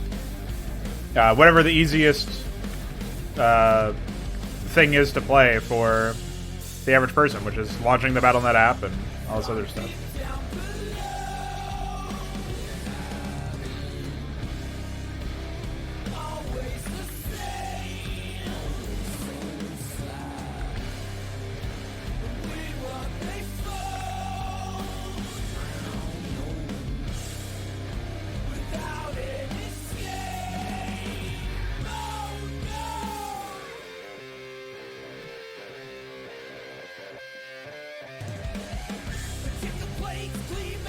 Oh, most people...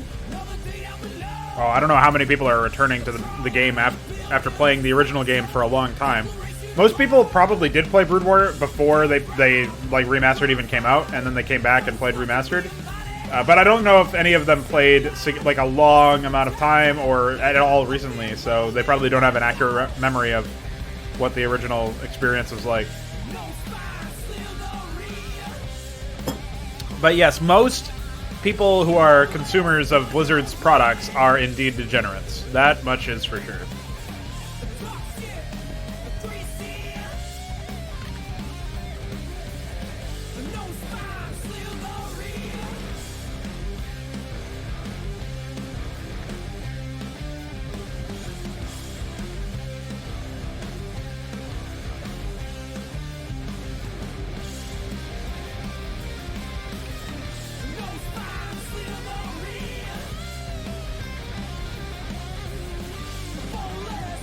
I wonder if I should actually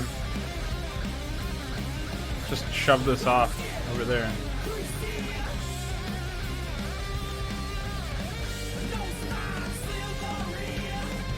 I feel like I should probably just do that.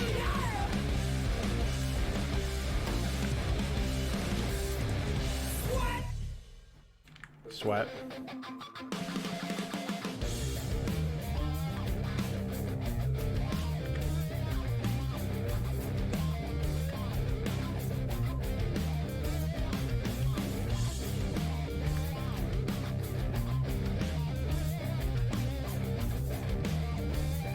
They don't know anything about Starcraft at all. Probably not.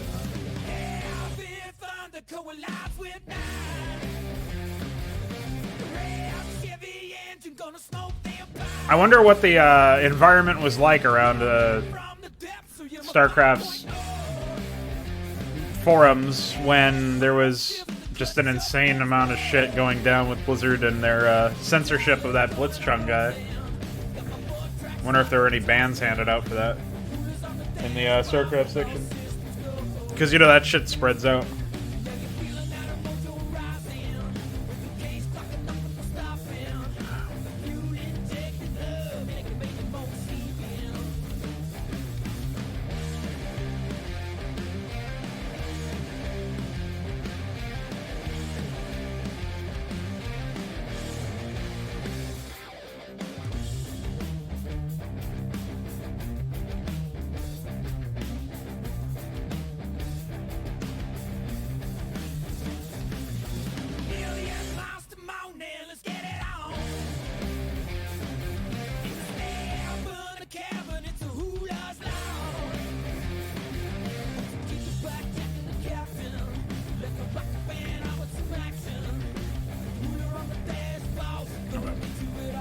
Now we can just slap an expansion over there.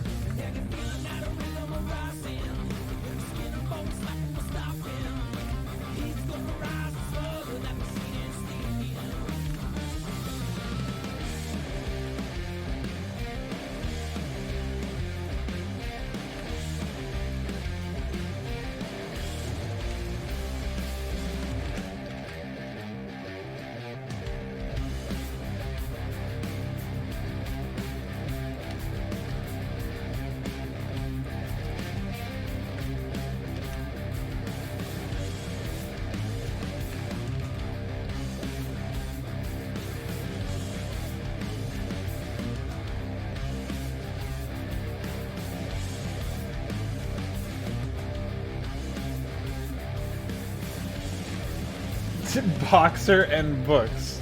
I don't know about books, but I agree with Boxer.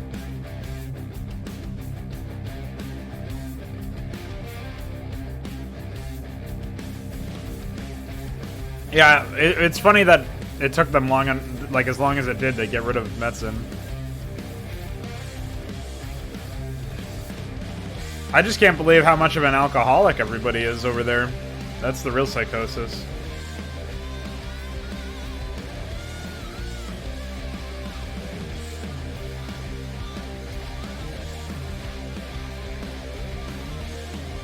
Yeah, I've never read a good Starcraft novel. They've all been pretty bad. But I haven't read all of them.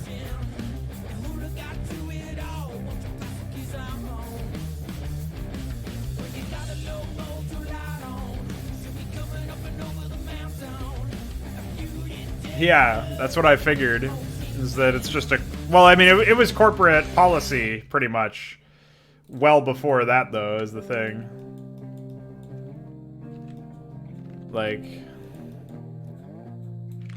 It was encouraged to drink on the job in Blizzard. Back in their Irvine days. That's something on my screen.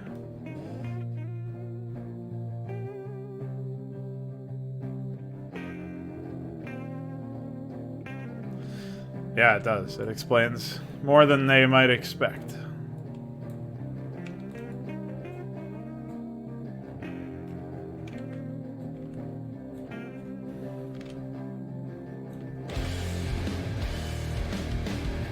I haven't read too many books, so I can't say with any surety, but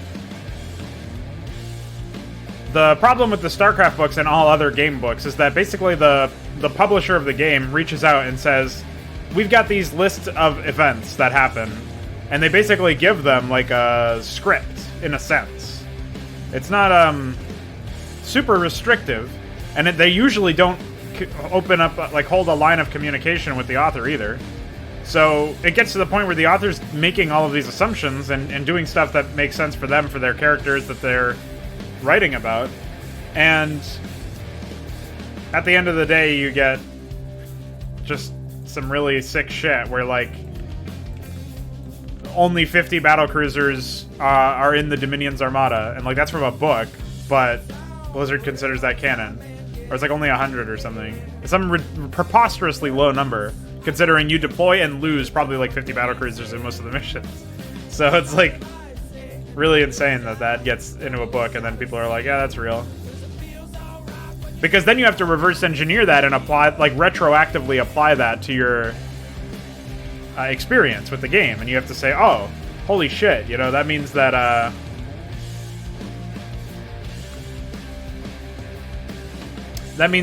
when Valerian handed you 25 battlecruisers and or 50 battlecruisers, and you see 25 of them get shot out in Char's orbit at the end of Wings of Liberty, that means that was half of the fucking fleet of the Dominion.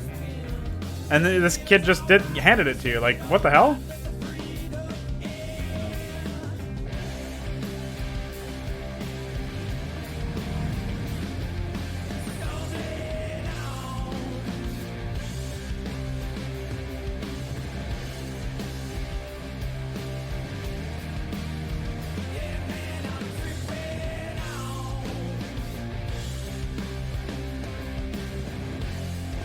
So really the biggest issues from the books for me come from those. The fact that they don't... Like, the original designers didn't respect the lore, right? So it's not really a surprise. But still, like, you would hope that there would be something more going on there.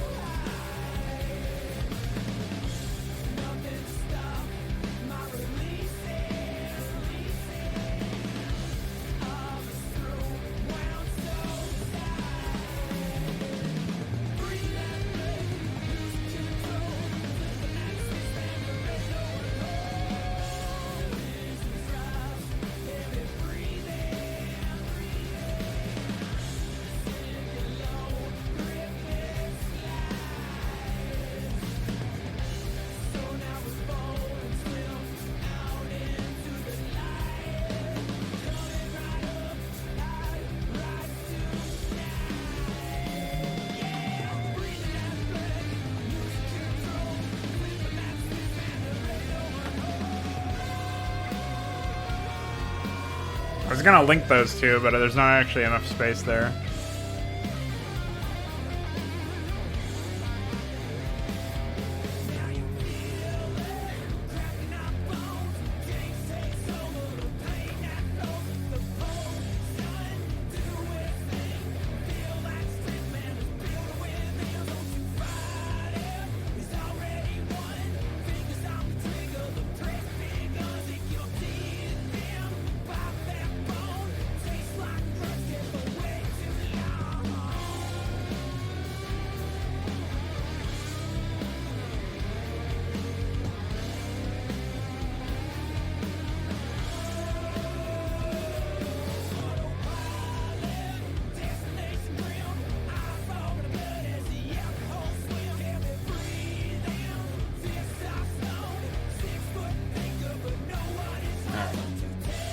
Welcome back, baby.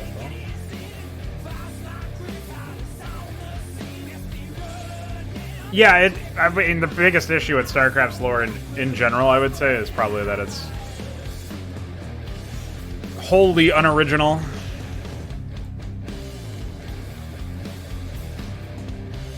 Like, at least if it had some interesting original ideas, you could focus on those, but no way.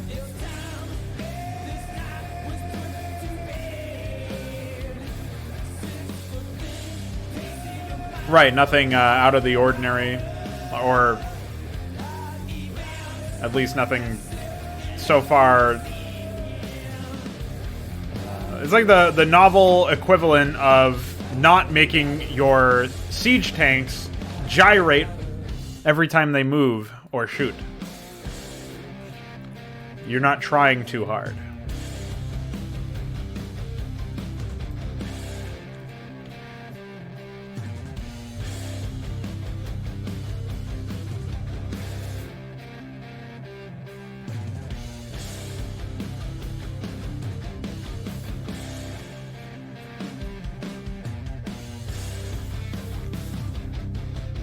It's kind of funny then that it seems the best novel out there was one that wasn't trying to do anything in particular. Can't say I'm necessarily surprised.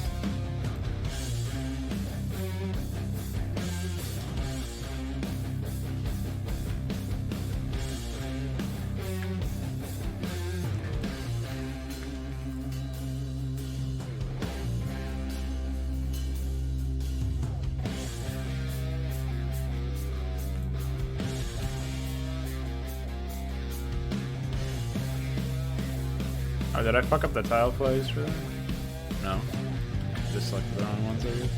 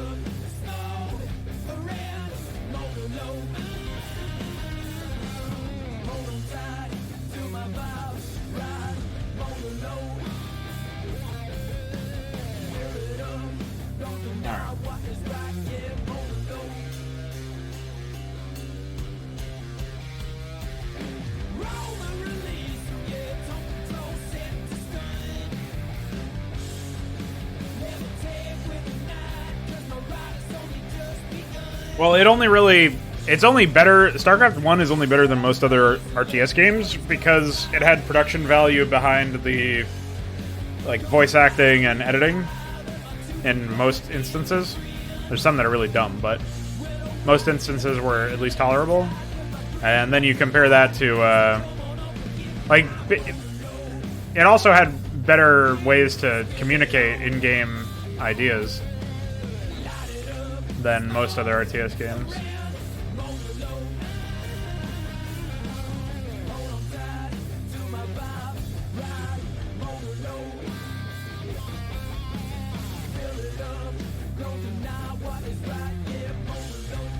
But it's mostly a glass ceiling thing, I think. I don't think you can make an argument that it's good because of an astounding number of objective reasons, right?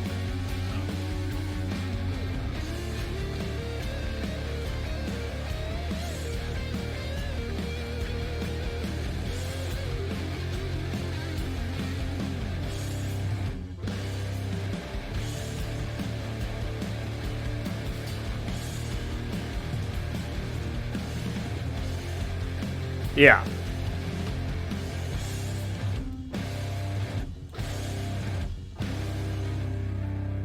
And that is definitely an issue.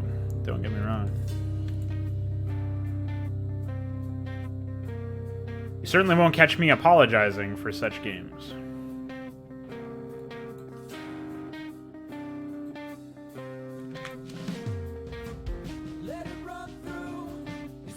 I don't know if this is possible to place correctly. I think there's like one tile that blends with this.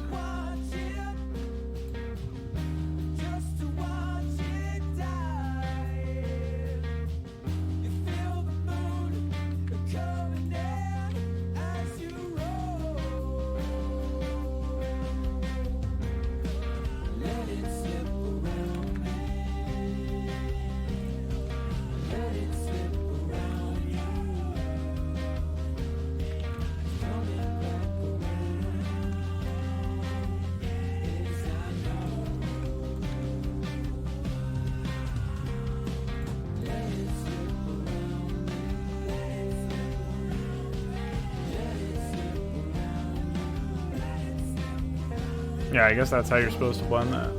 Odd.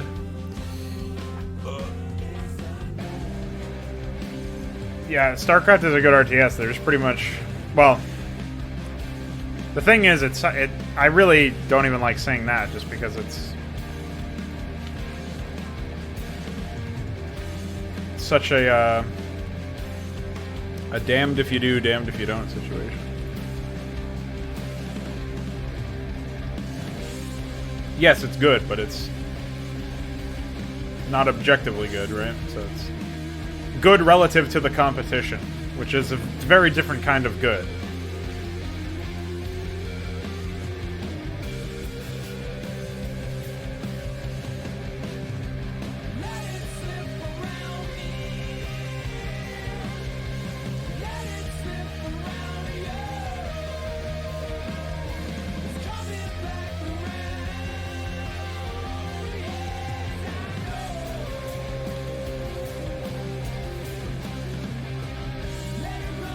Alright, so we've reworked this area. I'm happier with it.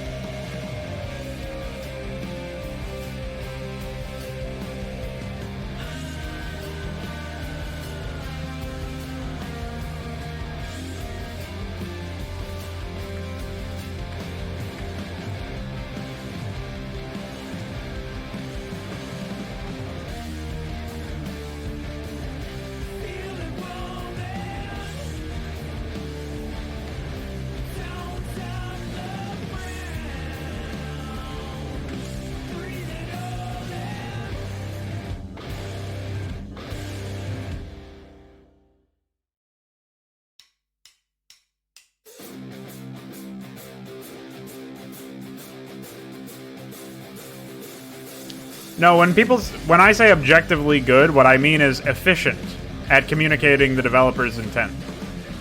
For example, if you wanted to tell a story about prophecies, Warcraft 3 is a very inefficient story to do that in, because its story is designed objectively poorly. Just like if you wanted to tell a story about actual RTS-styled events, Warcraft 3 also is a very poor storyteller in that regard, on an objective sense.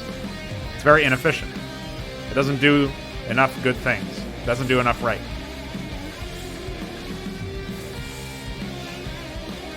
It has nothing to do with what people like about it. Something can be objectively stellar in a way that it is efficient at doing exactly what the developer intended, but also be annoying as fuck. For example, Flame Knives. I assume Flame Knives was designed with the intent of pissing you off. In that case, Metathrom did an objectively good job. He chose objectively good ways to piss the player off.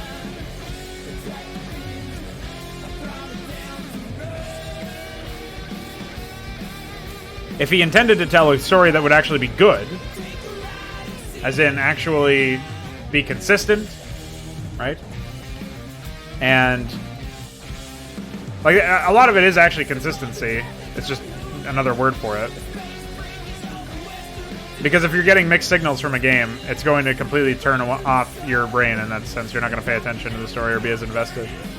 Because you're you're subconsciously being communicated to with the idea that trying to understand this game is a fool's errand.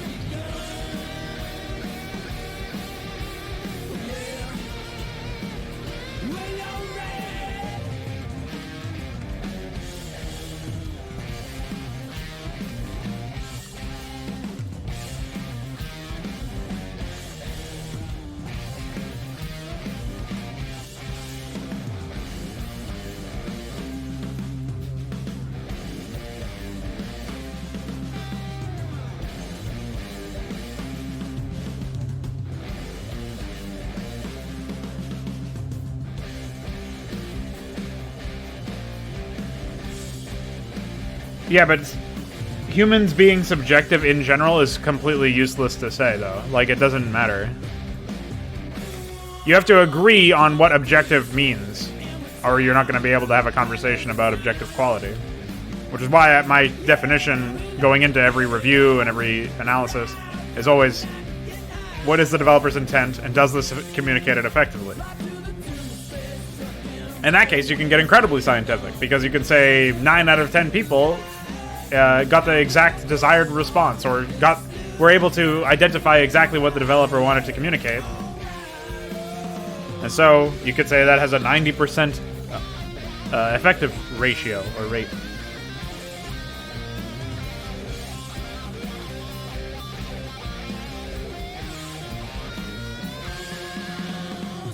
Alright, well then you can't participate in the conversation. Thanks for playing.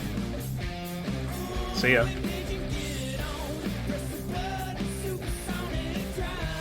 You can put forward your own ideal definition if you want, but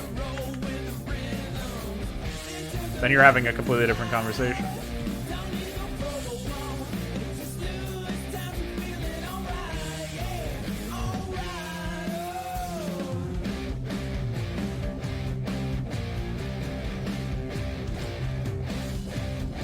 I don't know what that has to do with what we're talking about at all, though.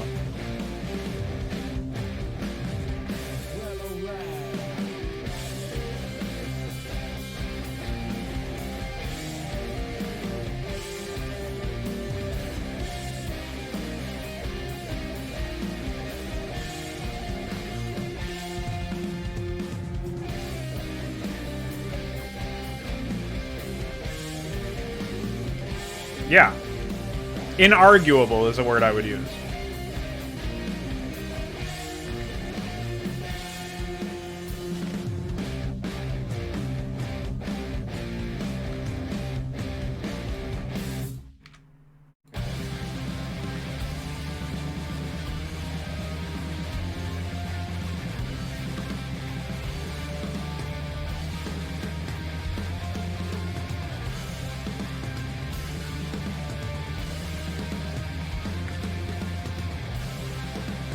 Yeah, YouTube is slower than all the other platforms when it comes to that. I don't know why.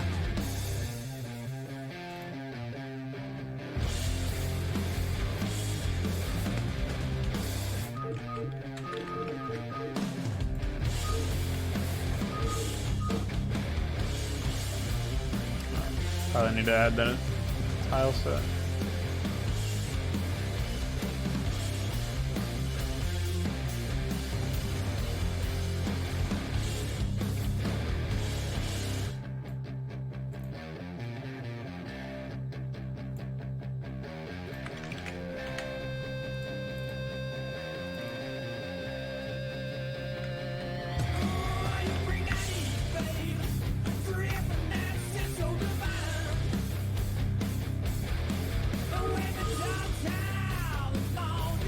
Well, if people are rationalizing to avoid something, like avoid discussing something,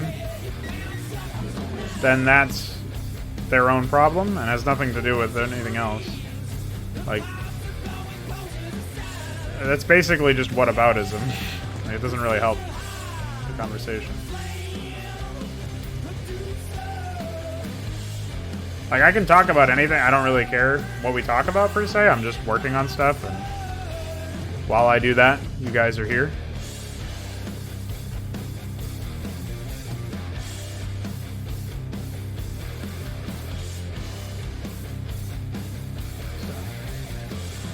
I'll talk about whatever you guys feel is interesting. But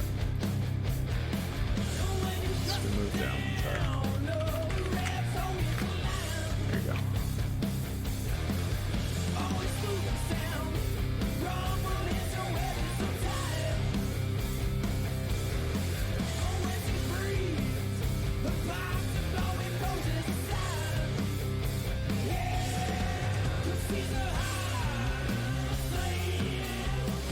Right. Well, I think what's happening is the very common issue that people have when talking about objective quality of art or media is that people think, well, because somebody can enjoy the art of a 6-year-old more than the art of a professional, that means that it's not something you can whittle down to the objective.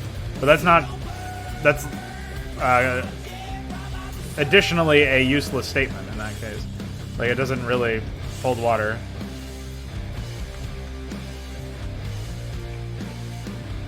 Because it doesn't matter what people enjoy or how it's received. Half-Life is a game that everybody fucking enjoyed, apparently. And yet when you actually play it, it's miserable. It's just dreadful. It's one of the worst experiences I've had.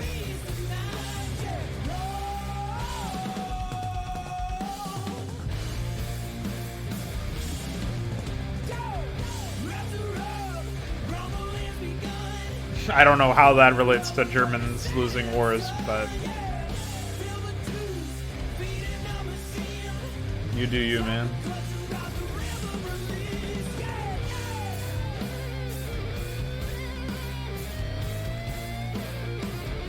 Like, what it comes down to is it just doesn't, like, the reception or copied the wrong. The reception of something doesn't matter, and what people think of it doesn't matter. Like, how people feel about it doesn't matter. But you can break it down to be something related to objectivity.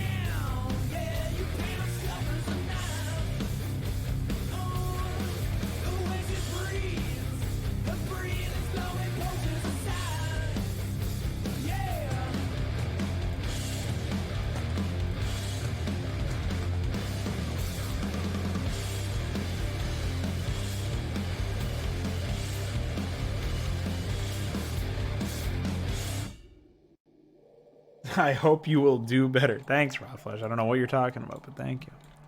It's very nice of you.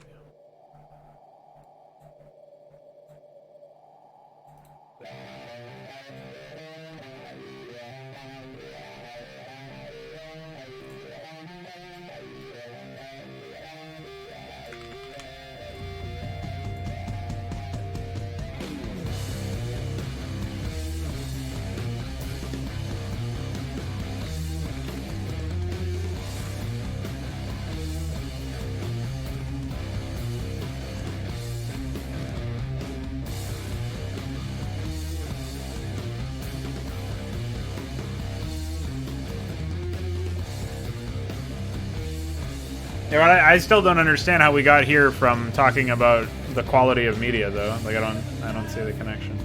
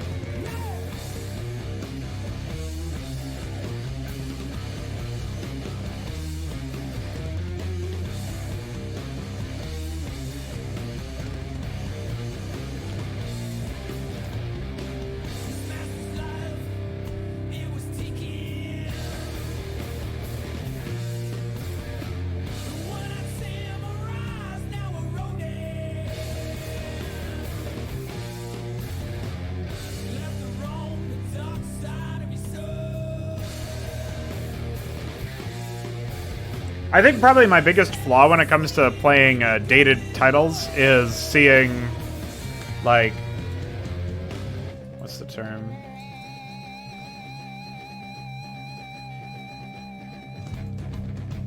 Being able to accurately judge the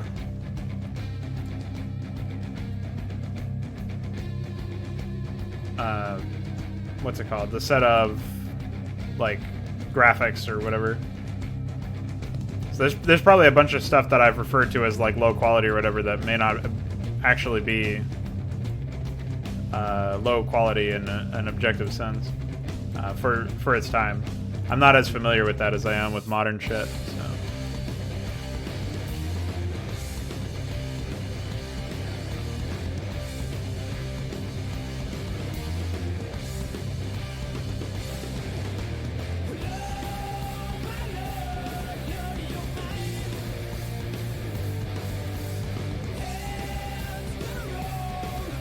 I'm sure the first Soldier of Fortune game can make its way onto my list.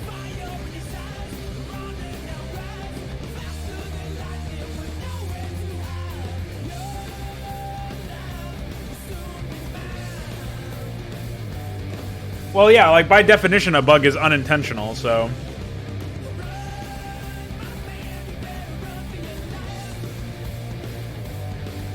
Of course.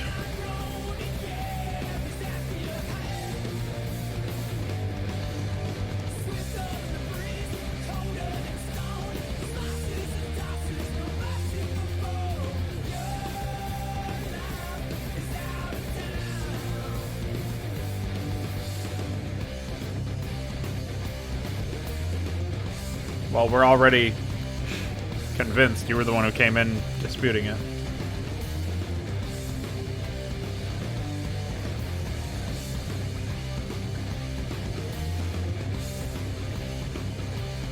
Alright, I wonder if we actually have the right number of expansions now.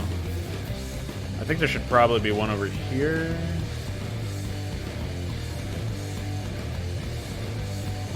I was thinking of putting a second one inside Kag's complex here. Maybe one in the middle. I think maybe two in the middle. One on the high ground, one on the low ground. I think we'll be good.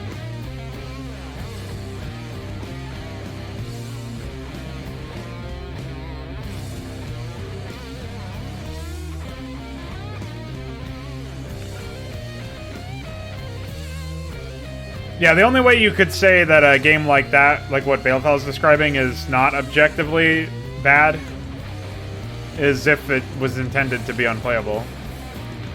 But then you could argue that it's objectively a bad game, and you'd be correct. Because it's about intent. So if your argument is the intention of a game is to be played, which everybody pretty much agrees, and I can't play this game, that is an objectively bad game, right? So that product would be an objectively bad game. Just like Warcraft 3 is an objectively bad RTS. But so is Halo. Halo 1 is an objectively bad RTS because it's not an RTS. That's why. And so like it's only relevant if the game is heralded as an RTS or something like that. You know, if it's defined by something that you're attacking it by. Because you could say I'm an objectively bad black person because I'm not black. It's the same fucking thing, right? So it really,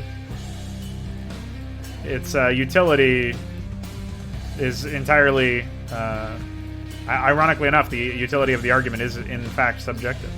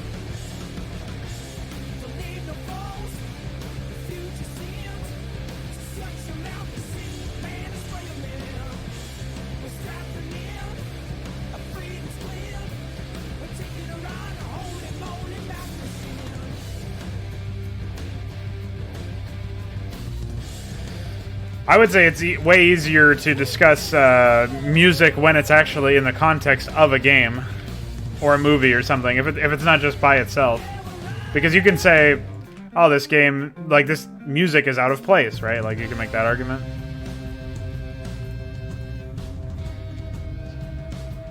So, like, that's an example of how it could work.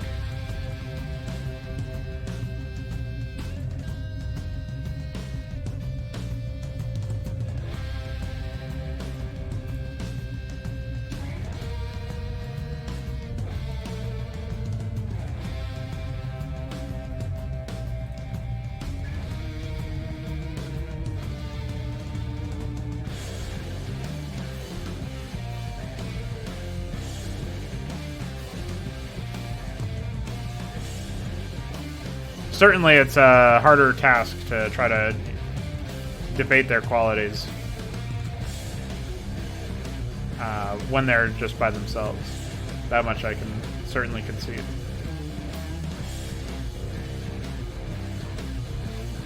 That's not gonna work.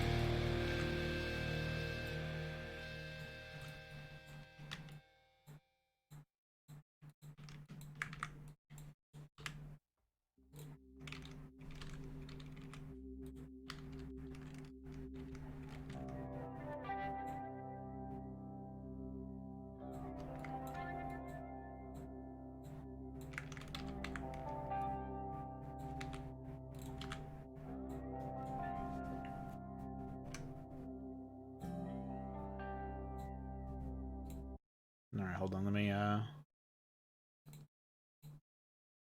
pop into a different mix.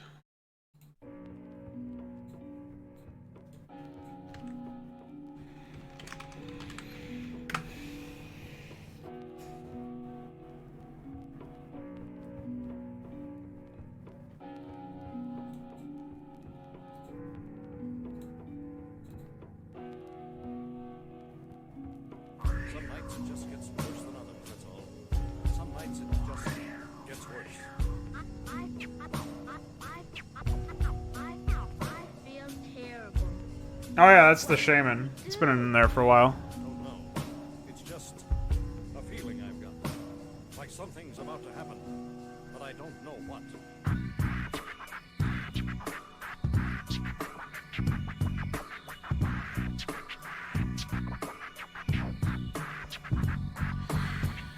Rhetorical questions to improve or develop a map. Alright.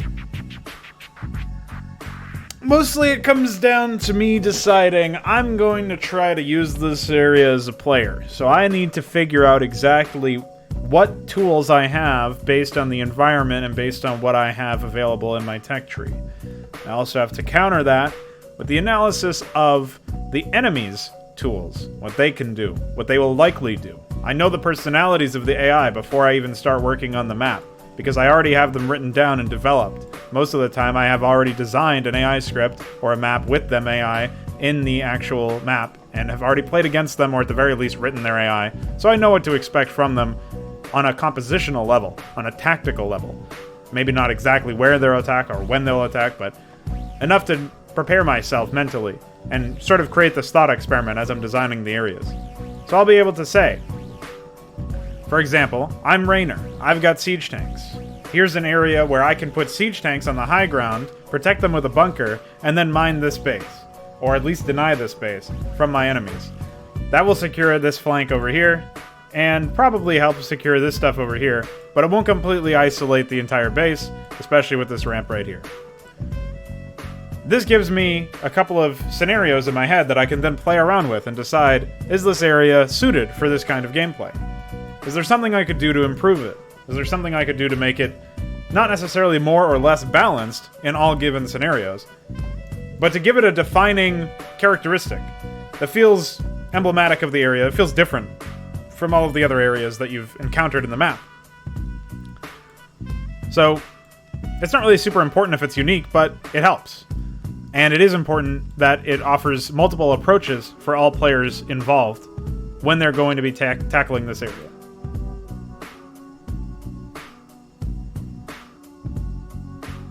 So what you end up getting is the ability to place tanks on this ridge, missile turrets, bunkers, the whole 9 yards, and use this to isolate choke points and passageways into your base. So you can actually put some tanks over here, and voila, this base, this area into your main is now a little bit less open, a little bit less vulnerable.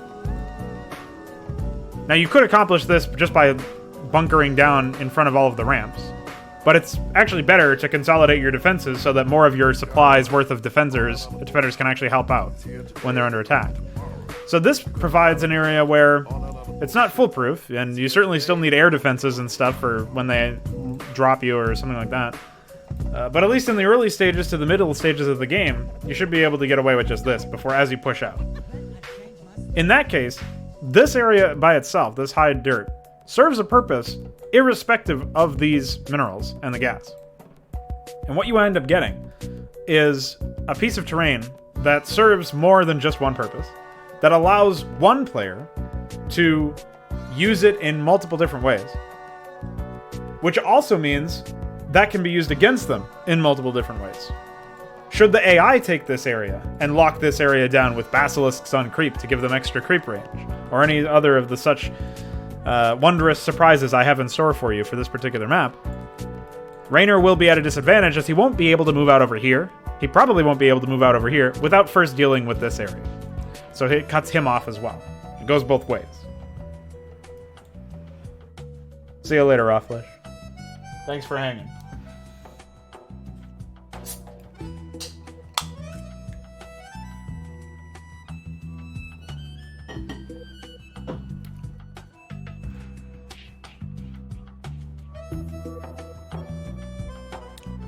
So I basically am constantly thinking about all that sort of thing. All those things. What I can do to design some terrain that can be exploited in multiple angles, multiple directions. For players with completely different playstyles.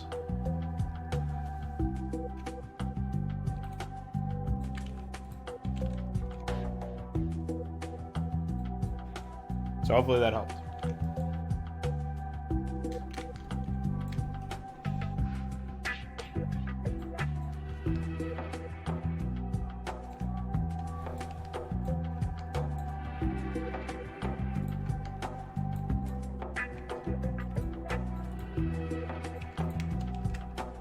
Oh, I should have probably confirmed that this is actually the right order.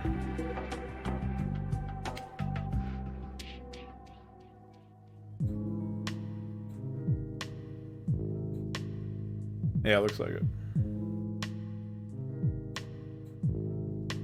We really got our asses kicked.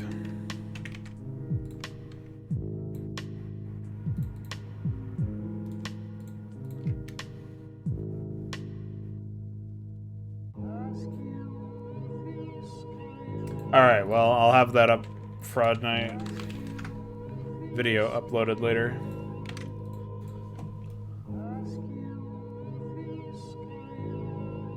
So in that sense, I probably used rhetorical incorrectly, because the questions actually do have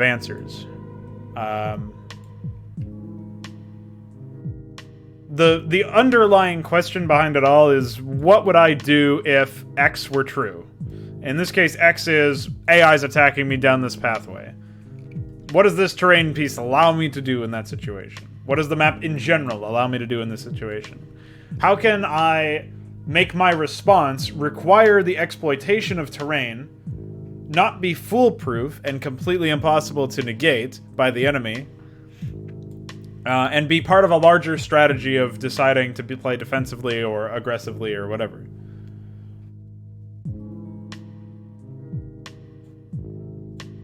So that's sort of the whole point there.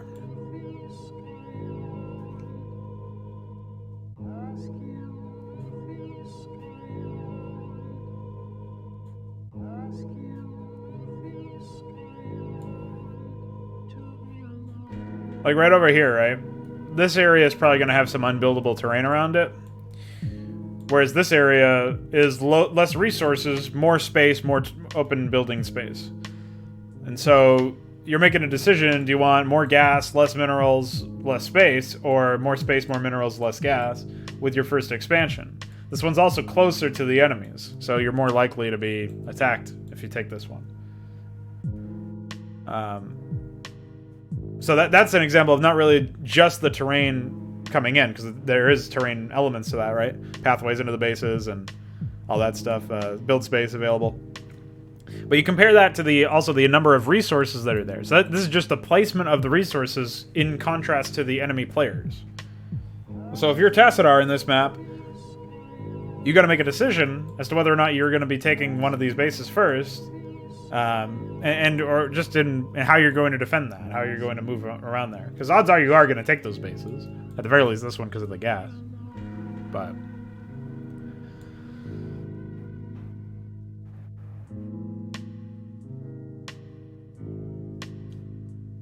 I would say, yeah, I mean, probably not as... it's probably not as effective for tech tree changes, but I would oftentimes think, what's a way that I can help players answer a certain issue? Like, we sit down and we think about what's problematic for Terran when they're fighting Zerg or Protoss or other Terrans. And then we think of, like, what would be a way to devise a unit that would fulfill a role for that in a unique way, so that it doesn't just completely overlap with another unit. And then you say, well, what other units do this job already? How can I not only make my new unit unique in that sense, but require a different execution and favor a different army composition and playstyle than the existing counter to that strategy? Because Brood War has counters to certain strategies, but a lot of the time, like in Zerg, for example, ZVZ, you'll just see Mutalisks and Zerglings, and then eventually Devourers, maybe. And, you don't see too much unit diversity in that situation.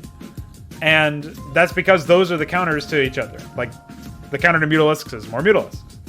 And so on and so forth. So, how can we solve that issue? By introducing a bunch of new units that help to deal with Mutalisks, but in ways that are different. So, an obvious way to do that would be, for example, you say, all right, well, how about we make it so that there's a new unit and it uses a different weapon and armor upgrade than the Mutalisk. And so if you're teching into that unit, you're teching away from Mutalisks in some way. It doesn't require a spire, and it has a different tech tree requirement. These things will make it so that the players have to spend money into that direction, into the direction of your new tech, and away from the direction of your old counter. And so that will help favor different playstyles naturally. Or different openers, or whatever. Accidental call? I don't think so. I think it was entirely intentional. I think you're lying to me, you ED Commander.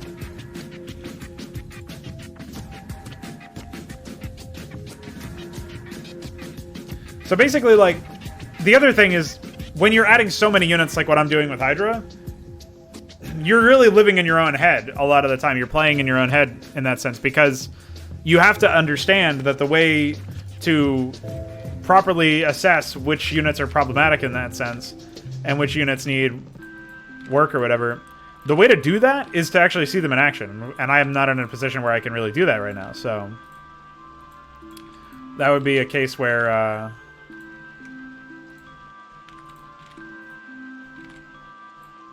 it for sure would behoove me to get a melee build up at some point, but I just haven't gotten around to it.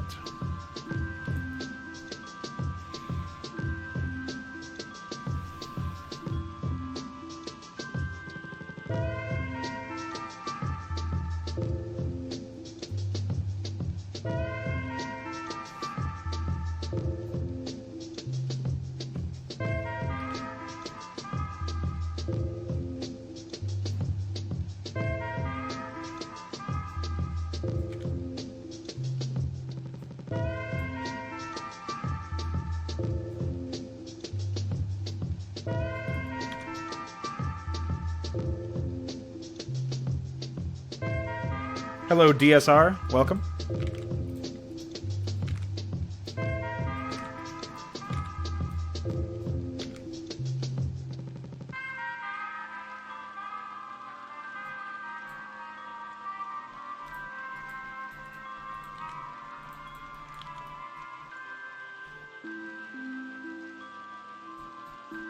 Like, even when I'm placing stuff like this here, this little cliff face, it's to make not only unbuildable, but also vision blocking terrain, so that when you're mining here, there's a risk that, you know, you can't see your enemy stationing up on this ramp or something, right? So, like, it all ends up blending together. Some stuff is for sure subconscious, and thus I can't take full credit for it, because I'm not, like, really thinking about it that heavily.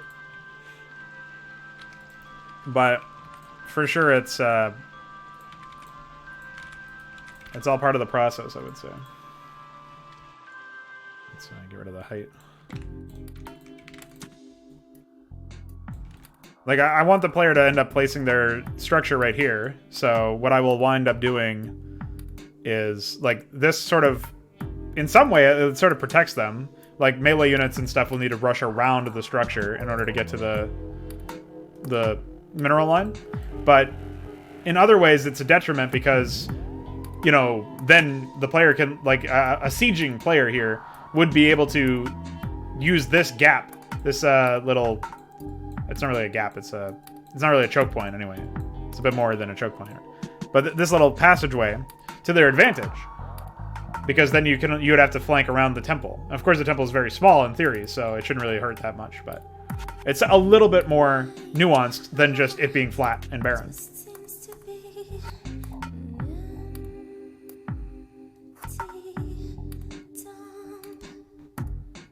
Yeah, I think if you wound up fixing some of the RNG regarding Valkyries, they would be a bit more intelligent counters. I would hope, anyway.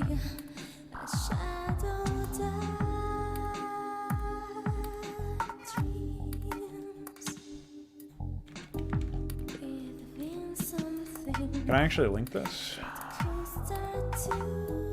I can't tell. No. Okay. We'll leave it as it is.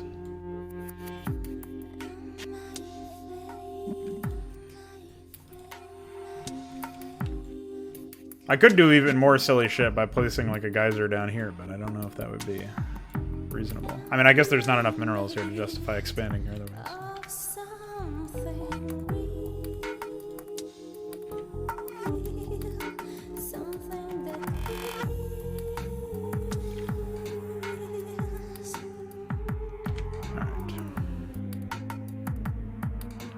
Then I guess we'll need a doodad to ensure that there's no Mongoloids trying to path through there. Yeah, I like it too. I'll probably end up lightening or otherwise changing the look of it so that you know it's a different color, or it's a different eye level, but otherwise it should be fine.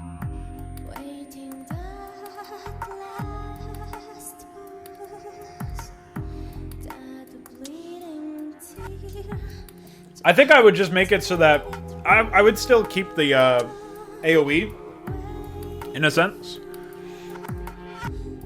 I would probably increase the fire rate of the Valkyrie and make it so that they shoot like a salvo.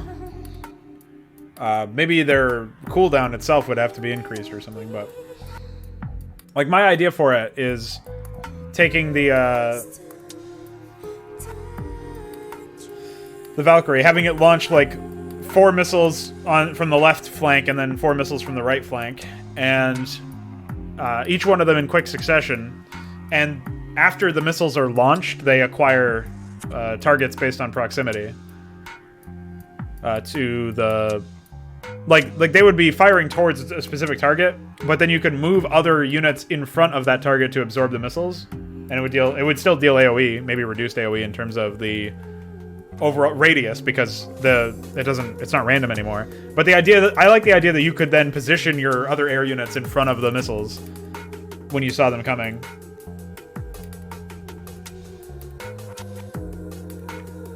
What do I think of this?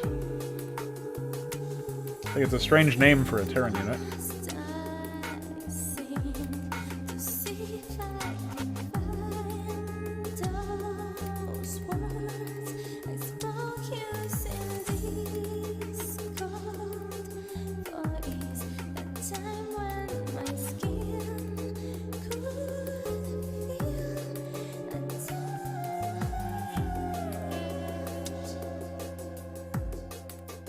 What is Malazoer? Is that how you say that? That's a weird name.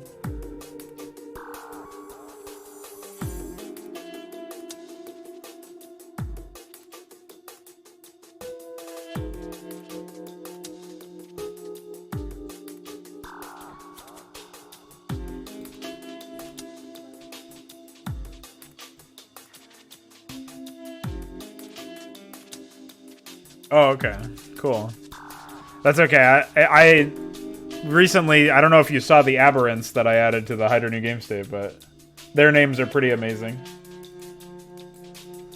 We've got the Nathrokor, the Convimoth, and the Bastithir. I basically looked up a bunch of deities in various cultures, I think this is the first time I didn't use some Greek shit. I used, like, Egyptian stuff mostly. And then I just, like, fucking smashed them a lot until they were more Zergy. But they are vaguely linked to...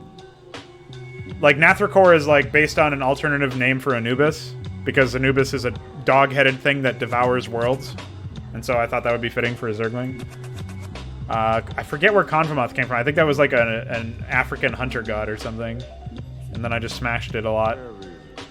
And then Bastithir was like an alternative name for one of the Egyptian mother gods.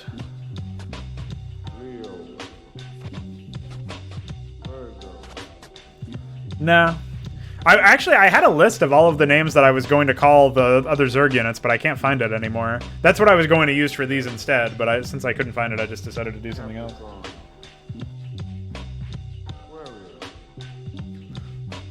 Thanks. Yeah, I mean, what I wanted was, like, just a whole bunch of changes to the... Like, I didn't want them to just be devouring one. Like, the thing is, like, Tarask is actually based in some mythology. I might keep that, or I might modify it just a little bit. But still use the same root. But that's, like, the only one. You know what I mean?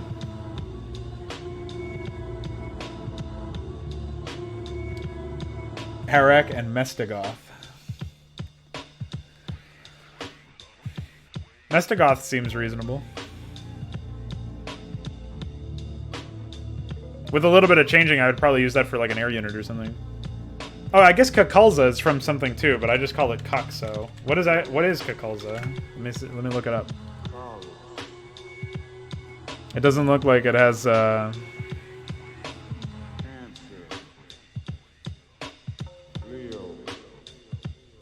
Chugar and Chowgar. Differences? Dartle's Rod of Transformation. More like Todd of Transformation.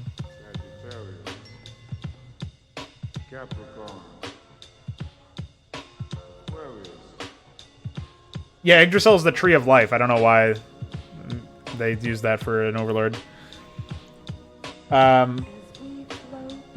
No, my point about the Ultralisk was the Ultralisk hero is the Tarask, and that is based in mythology. Just like I assume Kakalza is also based in mythology. Obviously, Yggdrasil is based in mythology. But I don't know, man. That's pretty dumb. It's just weird that like you have those, and then you have Matriarch, Devouring One, Hunter Killer. What the fuck? It's completely schizophrenic. We had this conversation earlier about the Protoss names too, because for the Protoss names you have shit like, you know, Zealot, Templar, like that's one class of name, like that's one style. Then you have Reaver and Dragoon, which is like more old school military style stuff. And then you have the third one, which is literally it's Carrier, Scout. It's like it's fucking. Just bare bones description names, you know? So that's like the third one. And then if you really want to get technical, for their rank names, like Praetor and Executor and Judicator, that's like a fourth one, and that's from like the Roman times or whatever. So that's even more confusing. So they just, it's all over the place. There's nothing consistent about it. Yeah, Shuttle is another one.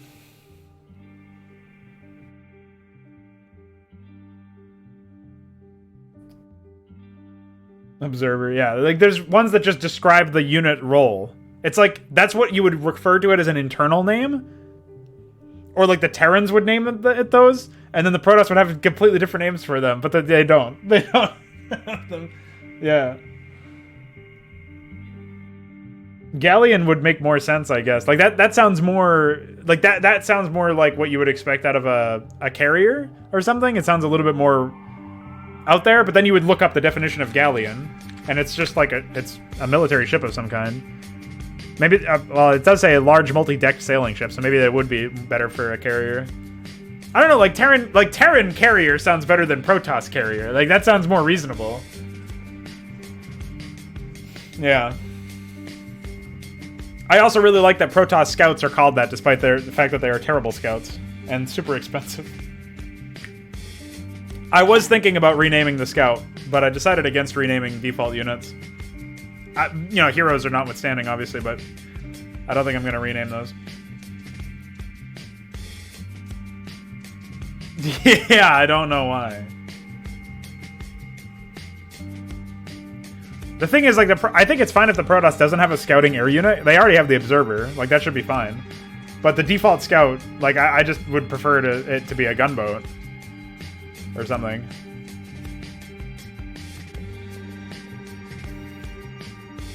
But like even with my new unit names, like they're all psycho. I guess Basilisk is more default, is more like default, but you've got Vorvaling and Iroleth and Gorgoleth and Kasan Screamer. That's gotta be changed at some point. But like Iroleth and Gorgoleth in particular, but also Vorvaling are more like they're definitely more out there. And more like what you might expect out of a Zerg unit. Yeah, I found a bunch of beta lines. I think that might have been in one.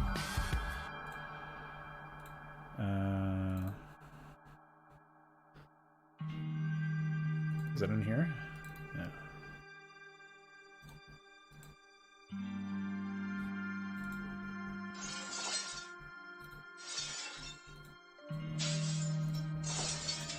A psychotic sound for mining the Zerg.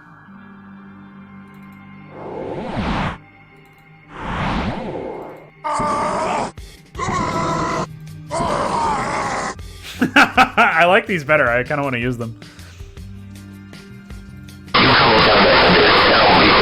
Alright, you need to die. Maybe these are busted from a previous standpoint or something. Hold on. Those might just be Media Player Classic being dumb.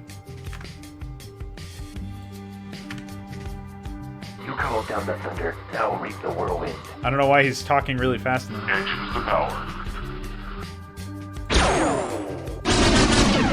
Installation under attack. Unidentified craft detected. Imminent attack. Assistance requested. Enemy approaching. Enemy signature detected. Yeah, that's the, these are the scout ones. Enemy signature detected. I can't believe they put me in one of these things. We're being hit hard, Commander. You better do something. I don't know if you're keeping score, but we're getting our asses kicked out here.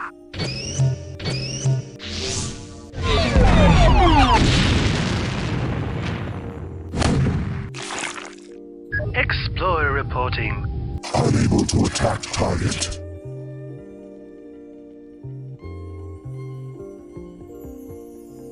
The Goliath one? Engines to power.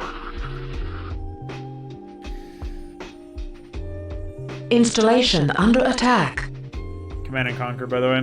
Some Korean man sent them to me. He's a very nice boy.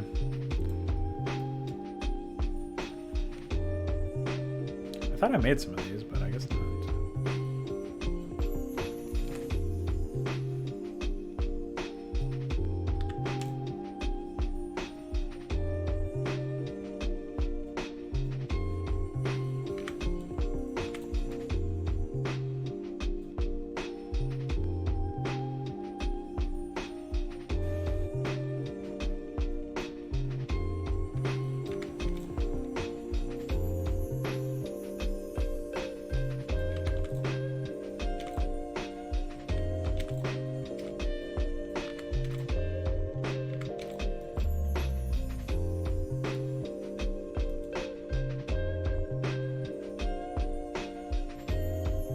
Oh, this is right at the edge.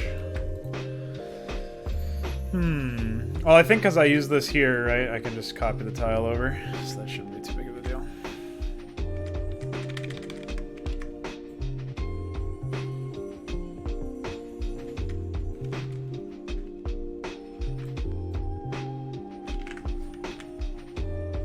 Oh, wait. Am I in the right zoom?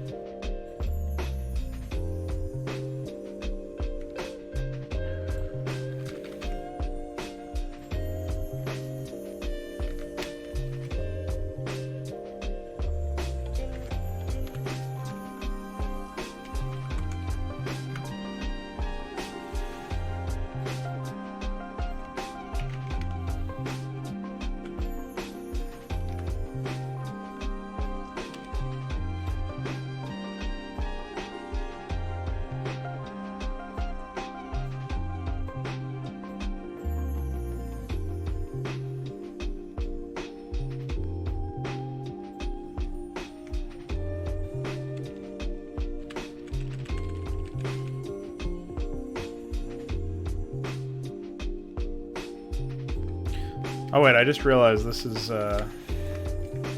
not complete.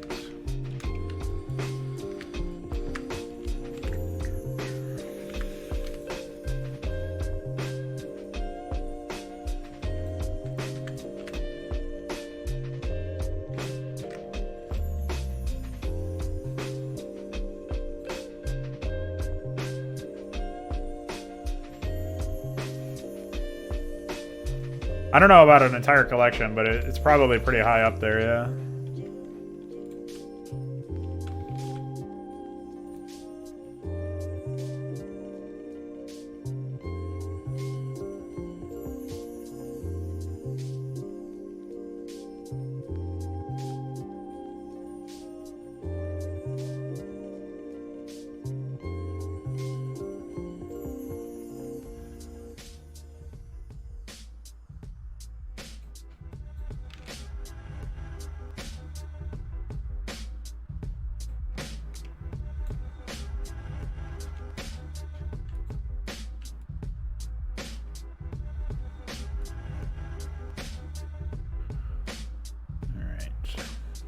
Now we're getting somewhere.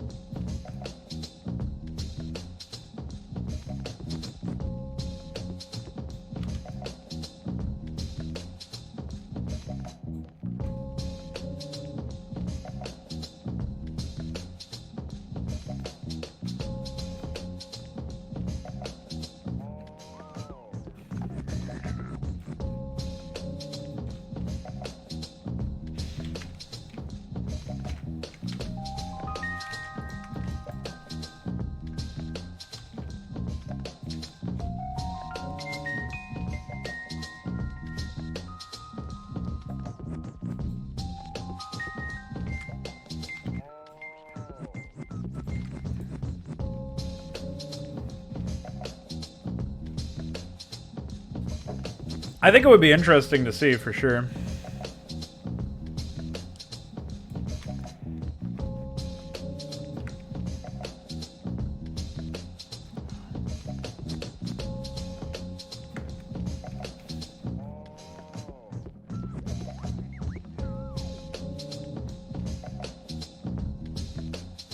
Oh wait, I know what's wrong here.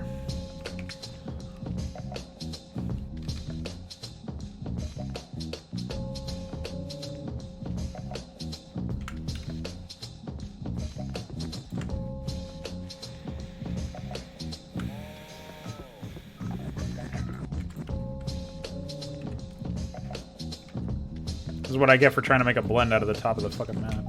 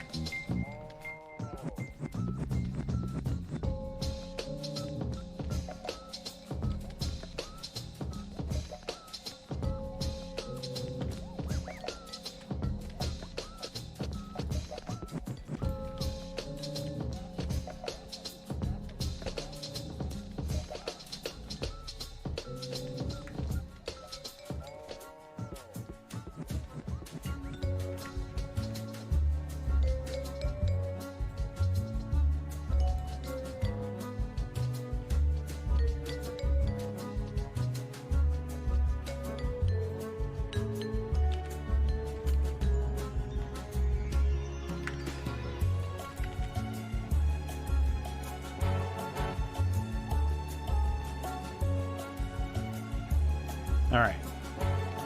Cool. What a disaster.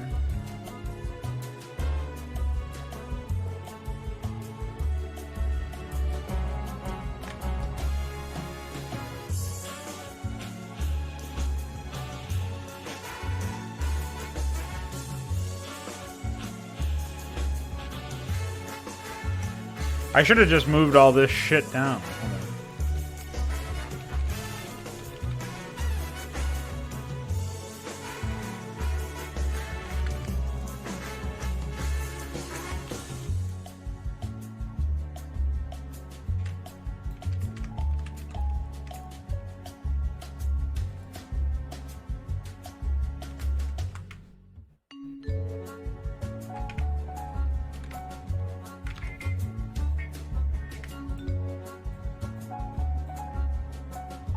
Alright, now we'll just do this.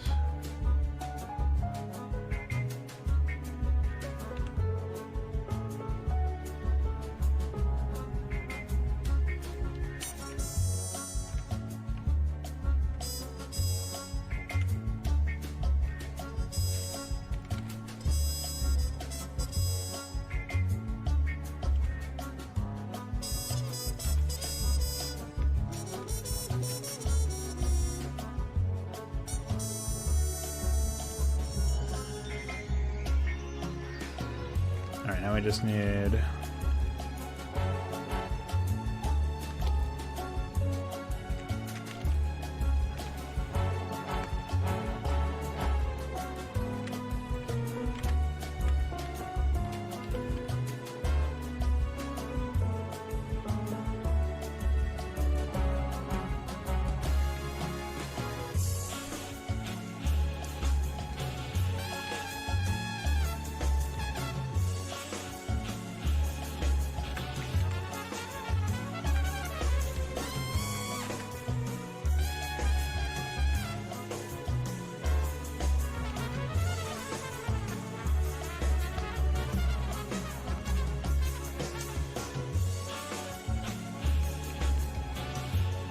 All I had to do was listen.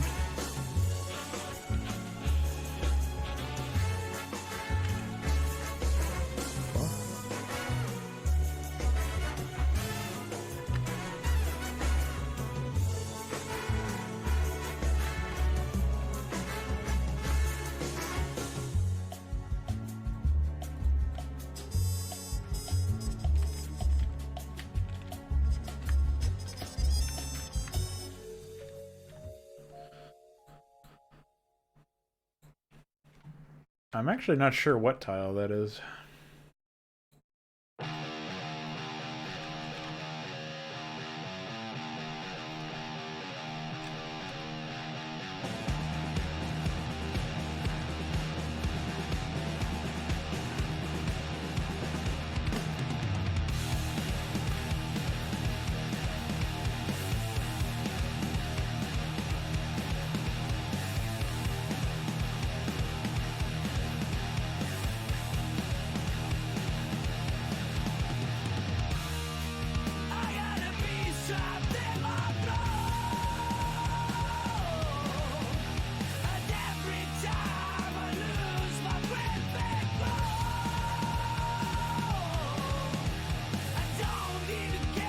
There you go. See you later, Heltrix. Let me know what you find in your dreams.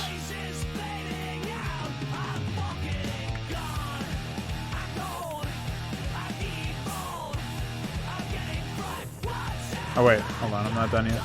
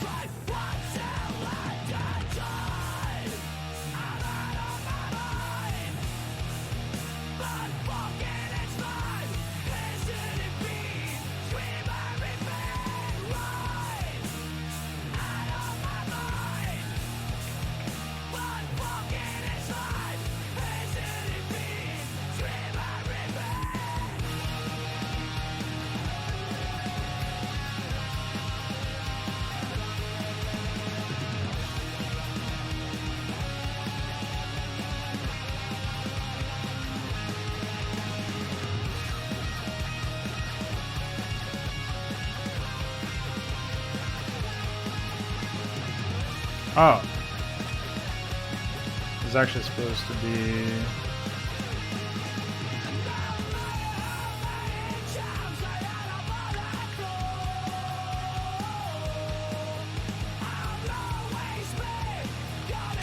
Wait, really? Ah. I fucked up.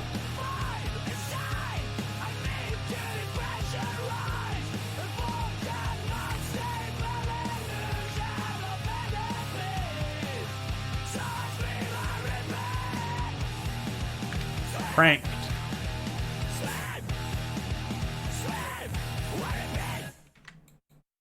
Guess you don't play on Wednesdays anymore.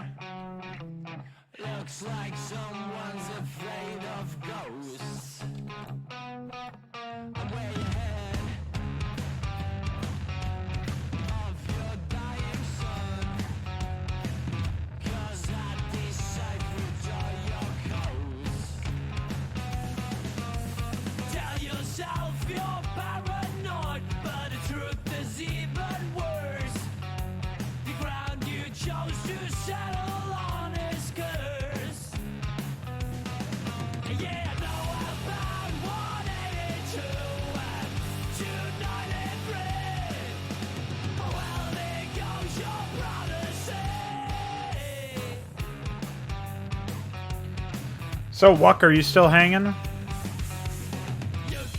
I was wondering what you were up to lately. I guess you were getting fucked by the Mongols, but...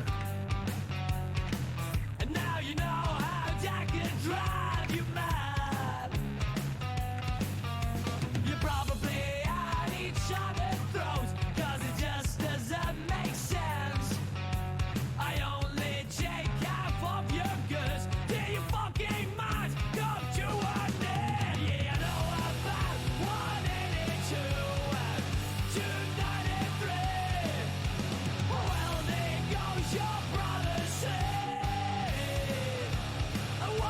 creeping sound.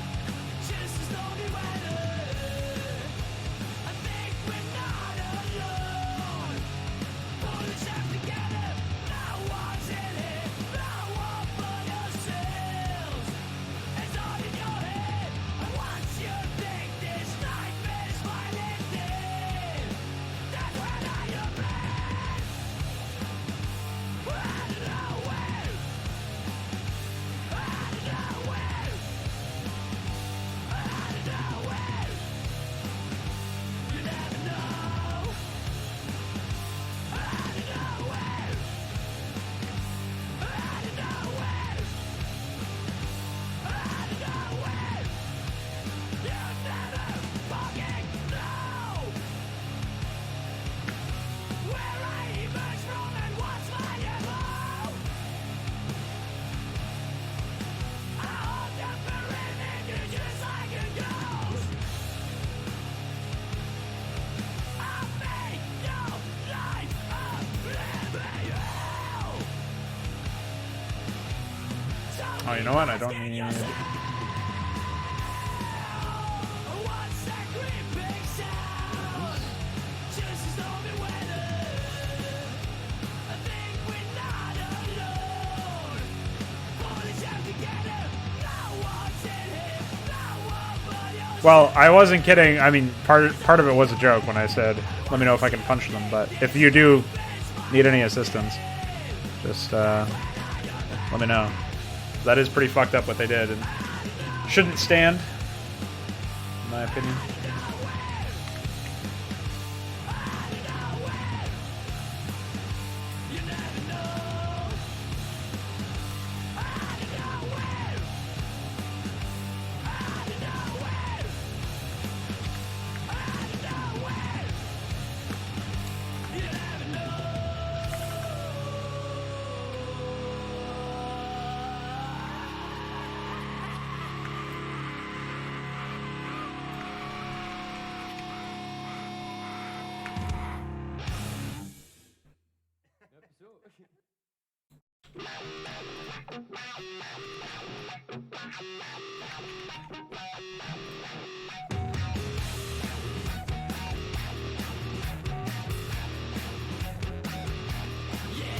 It's a perfect drop every day. Makes you numb every day. You're awake, yeah.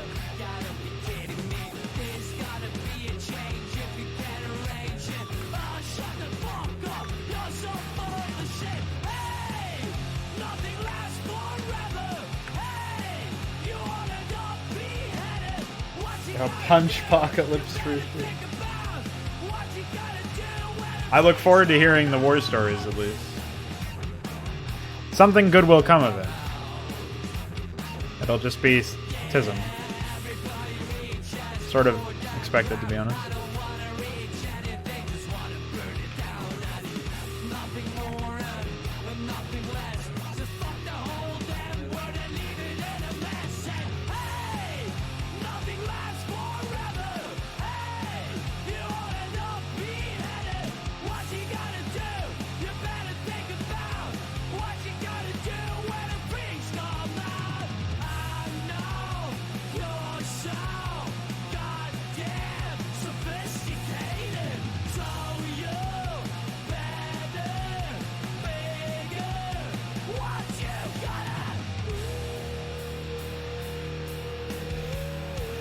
I can't do math.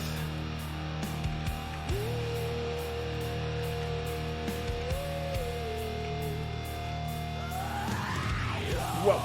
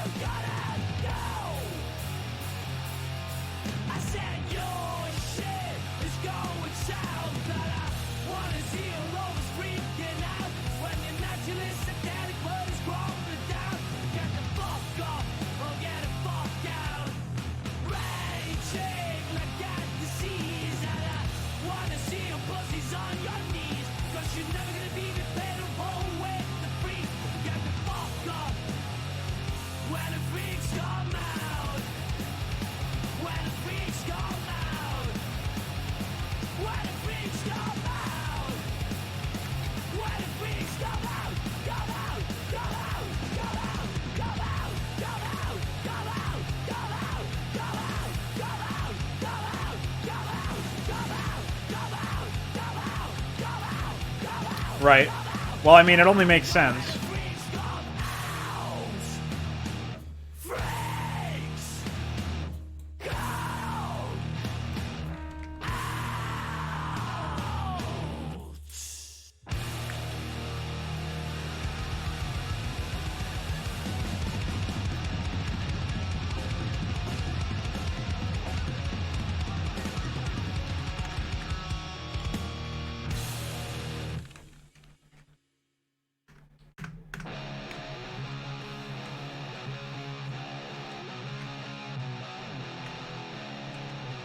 What else do I need? I think I fixed that edge case down there.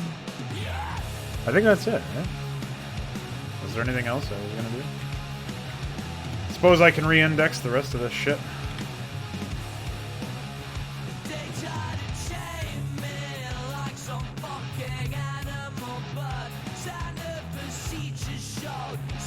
Oh, you know what? I just realized.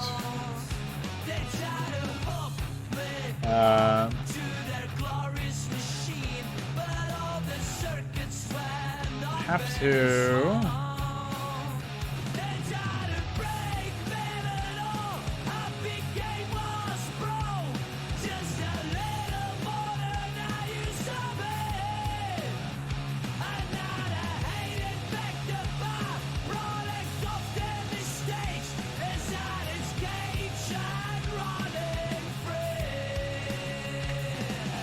This has to be indexed with the cycler. The spinner.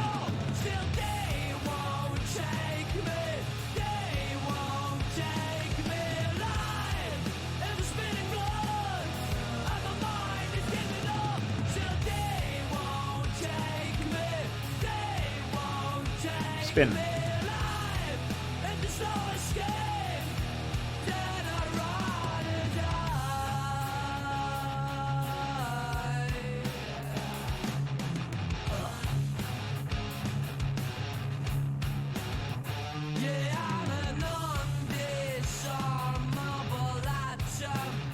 I guess I'll just start adding these to the bottom. I'll figure out what I want to replace with what later.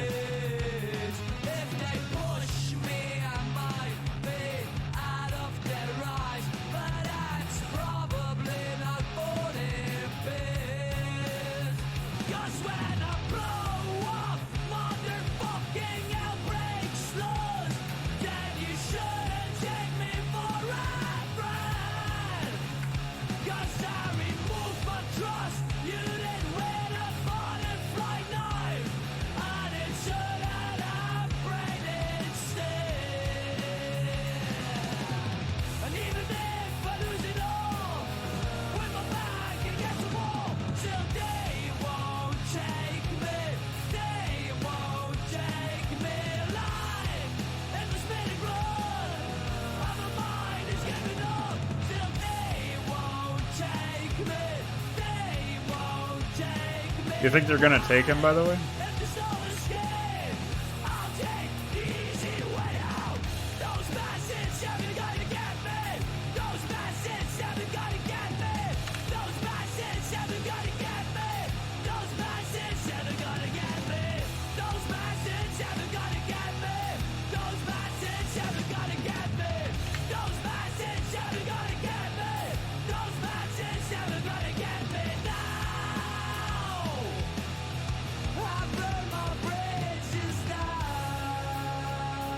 What?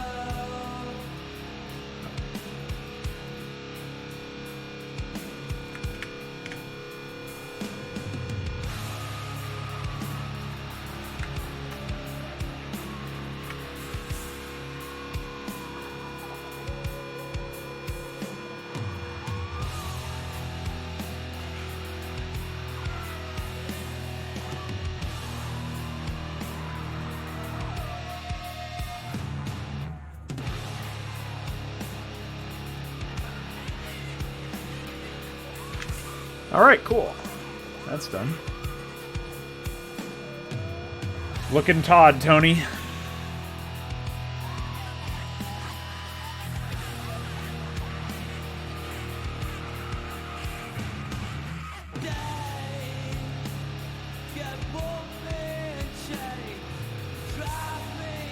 Looking Tony, Todd.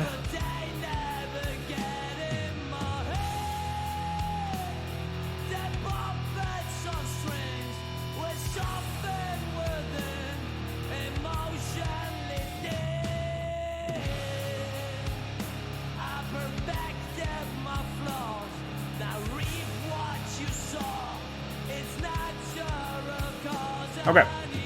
Well, I think we've done some pretty good work today. Not a very long mod stream. Still some work to be done. I still want to tweak this area. I might extend this temple down to the right a little bit. Make it a little bit more than just a tiny bit of temple there. And I kind of want to do something with this area as well.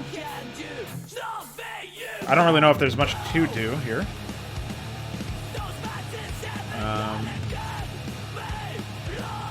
I might, like, smooth this out and put another, something like this.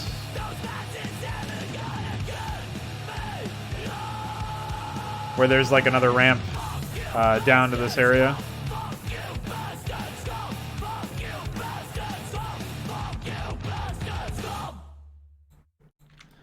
And then we can have...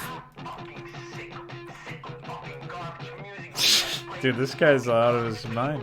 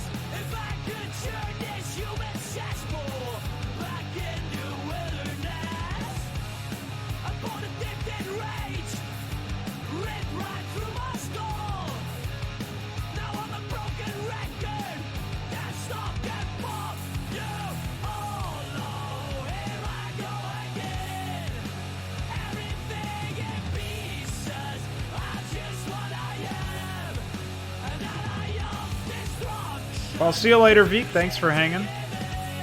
Hopefully I answered your question earlier. I didn't see anything from you to as a response, so I don't know if you were adequately satisfied.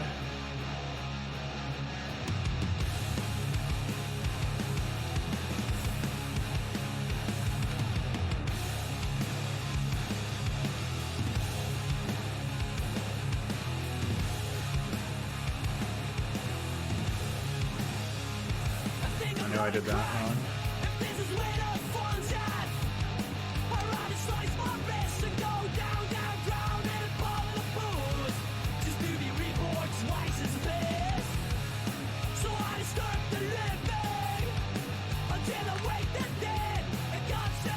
Oh, okay. Yeah, just wanted to make sure I actually answered it.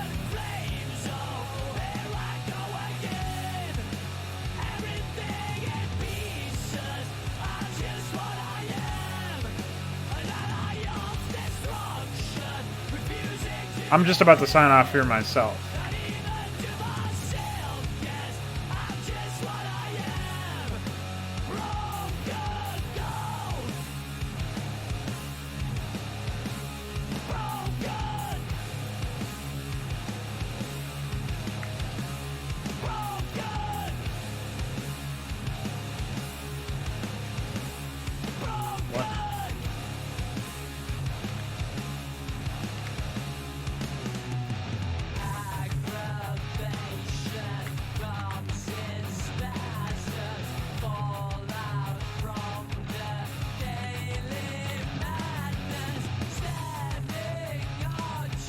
Yeah, I mean, I also do the same thing when I'm reviewing maps from the editor, and I just open it. Like, when I opened up your strike map, for example, I basically was just like, oh yeah, here's what I would be... Like, what was informing my design commentary on that was just me imagining what I would do in those situations.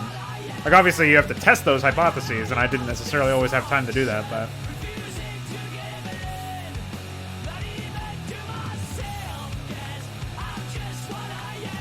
Microsoft account problem. Thanks.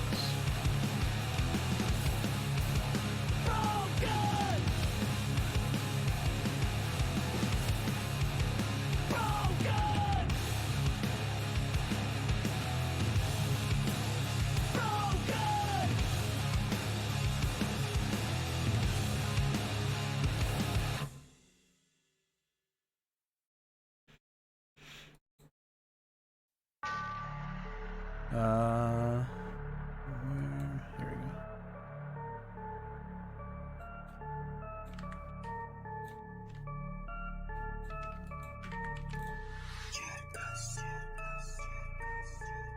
Bing, bing, bong, bong, bong, bing, bing.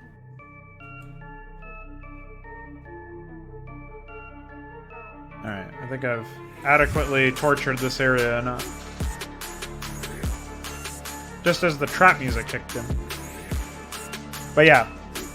Hold on, I'll pause this. So, basically what I've got going on here is like my sort of thoughts now that I'm done with this stream. Saw enough shit for me to think about.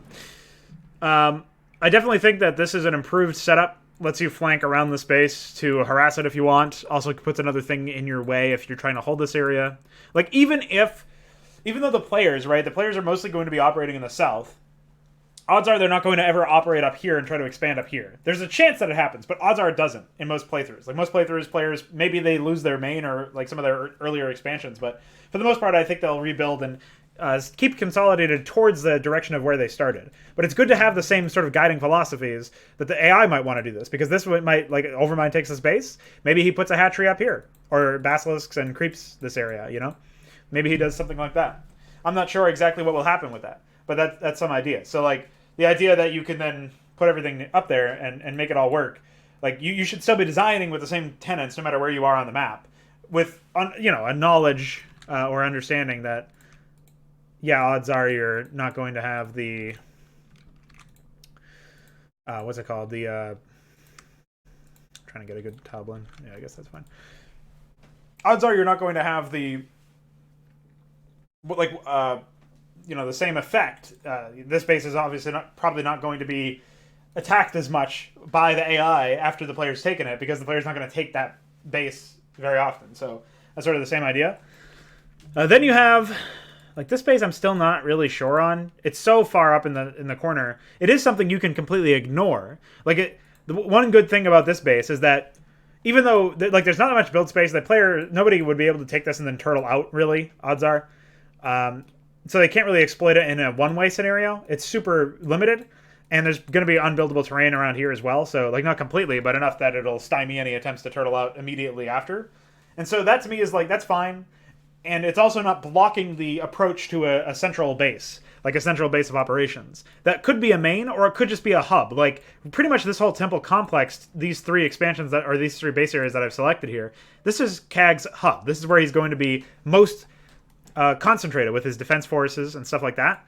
And so you can enter his hub from the north, from the east, from the south. It would be great if you could enter it from wait, did I say? Yeah, this would be west. So it would be great if you could enter it from that too. But as long as it's 3 out of 4, I think it's okay. And even then, it's like, well, you could sort of count this as west in a way. Like, especially if you've already taken out his main. Like, you can enter in from the southwest to get to this base, or the northwest to get to this base. So it's okay, I think, in that sense. Whereas the Overmind, obviously, he's like the center of the map in that sense.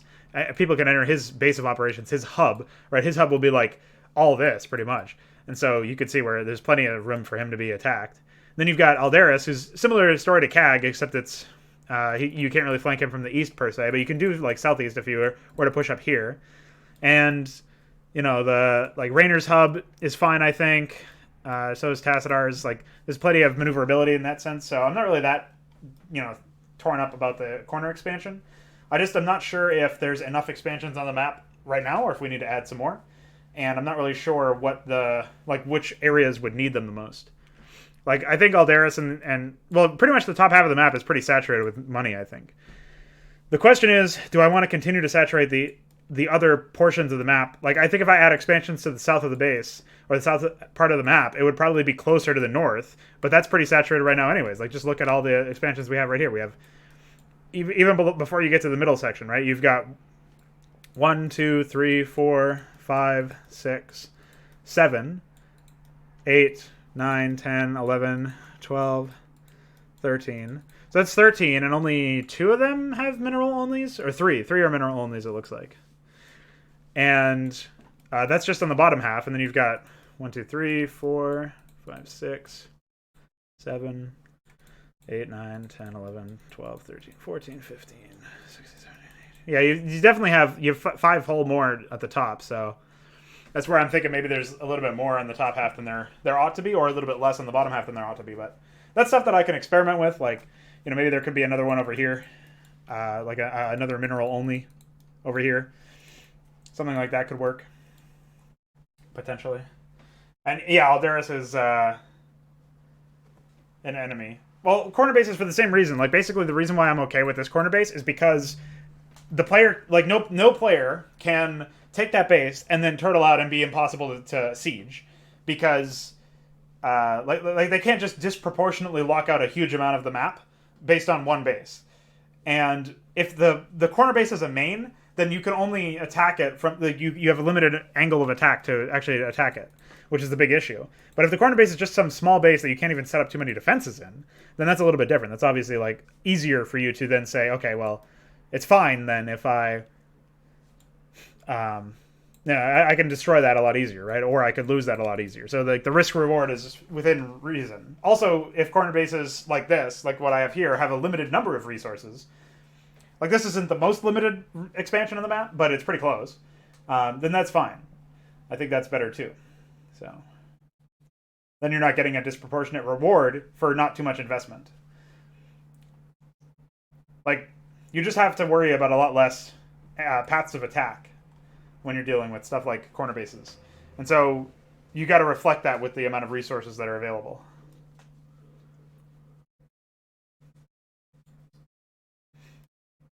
So, yeah, I mean, I think the top part of the map is pretty much good. Like, I don't think that we need any additional expansions. I was thinking about putting one, like, over here on the high ground or over here on the low ground or something, but there's not really enough room for me to move around with that. Like, maybe I could expand up here, like the dirt up here, move some of this high dirt up there, and then leave space over here where the high dirt is for an expansion. I could do that if I wanted to add another one. That would probably be mineral only. But it's so close to CAG, like, I mean, it would serve as a way to give CAG a foothold in the bottom half of the map, like across the bridge. So maybe there would be some utility there. Could also be, I could see it being over here as well, but then that locks out this whole area. You have to flank all the way around. That might be interesting, but we'll see how I can do it. So there's a couple of positions that we could add. Could definitely add a base in the jungle somewhere as well. But I think right now the most likely scenarios is I add a mineral only here, and maybe a mineral only here, and maybe a mineral and gas here. But we'll see. If I do one of the expansions across from CAG, it'll be one or the other, I think. I don't think I'm going to do all of them. But I'll definitely be adding a mineral only here, I think. I think that's pretty much a no-brainer. I just don't want to add any very, very far to the bottom because of the fact that the player can then take those and not really be punished for it. Whereas, I mean, I guess that's an argument against this being up here, but we'll see if I can figure out a good way to implement it if I do decide to do that.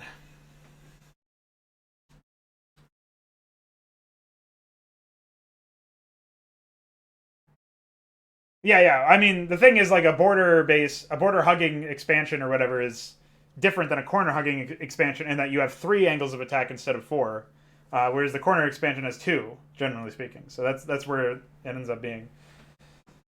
So, as much as we hate 3, we prefer it to 2 in this particular case.